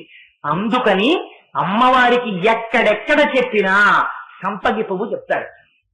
అందుకే చంపకాశోక పున్నాక సౌగంధి కలసత్కచ ఆవిడ సంపంగి పువ్వు పెట్టుకుంటుంది. దాడిమి కుసుమ ప్రభ చాంపేయ కుసుమ ప్రియ. అమ్మవారికి సంపంగి పువ్వు ఇష్టం, సంపంగి పువ్వు ఇష్టం, సంపంగి పువ్వు ఇష్టం అనడంలో ఉన్న రహస్యం అది. అందుకని మనం అనుకుంటే అయిపోతుందా? అమ్మ అనుగ్రహం ఉంటే కానవదు. నేను చాలా క్యాజువల్ గా అన్నానంతే. మా ఇంటికి వస్తే గోపాలకృష్ణ గారితో సౌందర్య లహరి చెప్తున్నప్పుడు 3-4 వేల సంపంగి పూలతో అమ్మవారికి ఆరాధన జరిగితే ఎంత బాగుంటుందో గోపాలకృష్ణ గారు అన్నాను. వెంటనే చిత్రం ఏమిటో తెలుసా అండి, తిరుమల కొండ నుంచి ఓ ఫోన్ వచ్చింది నాకు. సరే ఫోను దాని సారాంశం అనవసరం, వేదిక మీద చెప్పడం. కానీ వెంటనే నేనన్నా గోపాలకృష్ణ గారు ఇది జరుగుతుంది. అమ్మవారు వెంటనే అనుగ్రహించింది. పాపం ఆయన వెంటనే అంగవస్త్రం నడువు కట్టేసి కోటేశ్వరరావు గారు ఇది జరిగి తీరాలి, మామూలుగా కాదు, అక్కడ పుష్పార్చన జరగడం కాదు, సువాసినులందరూ కూడా కూర్చుని నామని చెప్పాలి, ప్రతి సువాసి నామపారాయణ ప్రీత అవుతుంది, అలా చేద్దామండి అన్నారు. 2 రోజుల్లో అయిపోతుందండి మనం సంకల్పం చేస్తే. ఒక ఆయన వెంటనే ఎవరు శంకరం గారు ఎవరో ముందుకు వచ్చారు. బుట్టల బుట్టల సంపంగి పూలు విశాఖపట్నం నుంచి ఏ సింహాచలంలో పుష్పిస్తాయో అక్కడి నుంచి బుట్టలు వచ్చేసాయి తెల్లారేపటి. అది ఎప్పుడు చేయించుకుంది? స ఉమా సోమవారం. స ఉమా అయ్యతో కలిసిన అమ్మ, అమ్మతో కలిసిన అయ్య, అదే సౌందర్యలహరి. ఆ స ఉమా సోమవారం పొద్దున్న ఇంతమంది సువాసినులతోటి నామని చెప్పించుకుంది, పెద్ద కలశ పెట్టించుకుంది. తానే బయలుదేరి వచ్చేసింది ఉత్సవమూర్తి, వచ్చి కూర్చుంది. అంత పూజ చేయించుకుంది. అన్ని సంపంగులతో పూజ చేయించుకుని అన్ని సంపంగులు మళ్ళీ సువాసనల యొక్క కొప్పుల్లోకి వెళ్ళిపోయింది. విన్న వాళ్ళందరినీ అనుగ్రహించేసింది. ఇది కాదు పరాశక్తి యొక్క అనుగ్రహం అంటే, ఇది కాదు శ్లోకంలో శంకరాచార్యుల వారు అపేక్షించిన ప్రయోజనం. ఇది అమ్మవారి అనుగ్రహం. ఆ అమ్మ అనుగ్రహాన్ని ఇవాళ పొద్దున్న అనుభవించి అది చెప్పకపోతే ద్రోహం కనుక, కంఠం బావులేకపోయినా ఇవాళ సంపంగి పువ్వు యొక్క గొప్పతనం ఉంది కనుక ఆ 2వ శ్లోకాన్ని కూడా విజ్ఞాపన చేశాను. మంగళాశాసన పరైః మదాచార్య పురోగమైః సర్వైశ్చ పూర్వైరాచార్యైః సత్కృతాయాస్తు మంగళం. మంగళం కోసలేంద్రాయ మహనీయ గుణాత్మనే చక్రవర్తి తనూజాయ సర్వభౌమాయ మంగళం.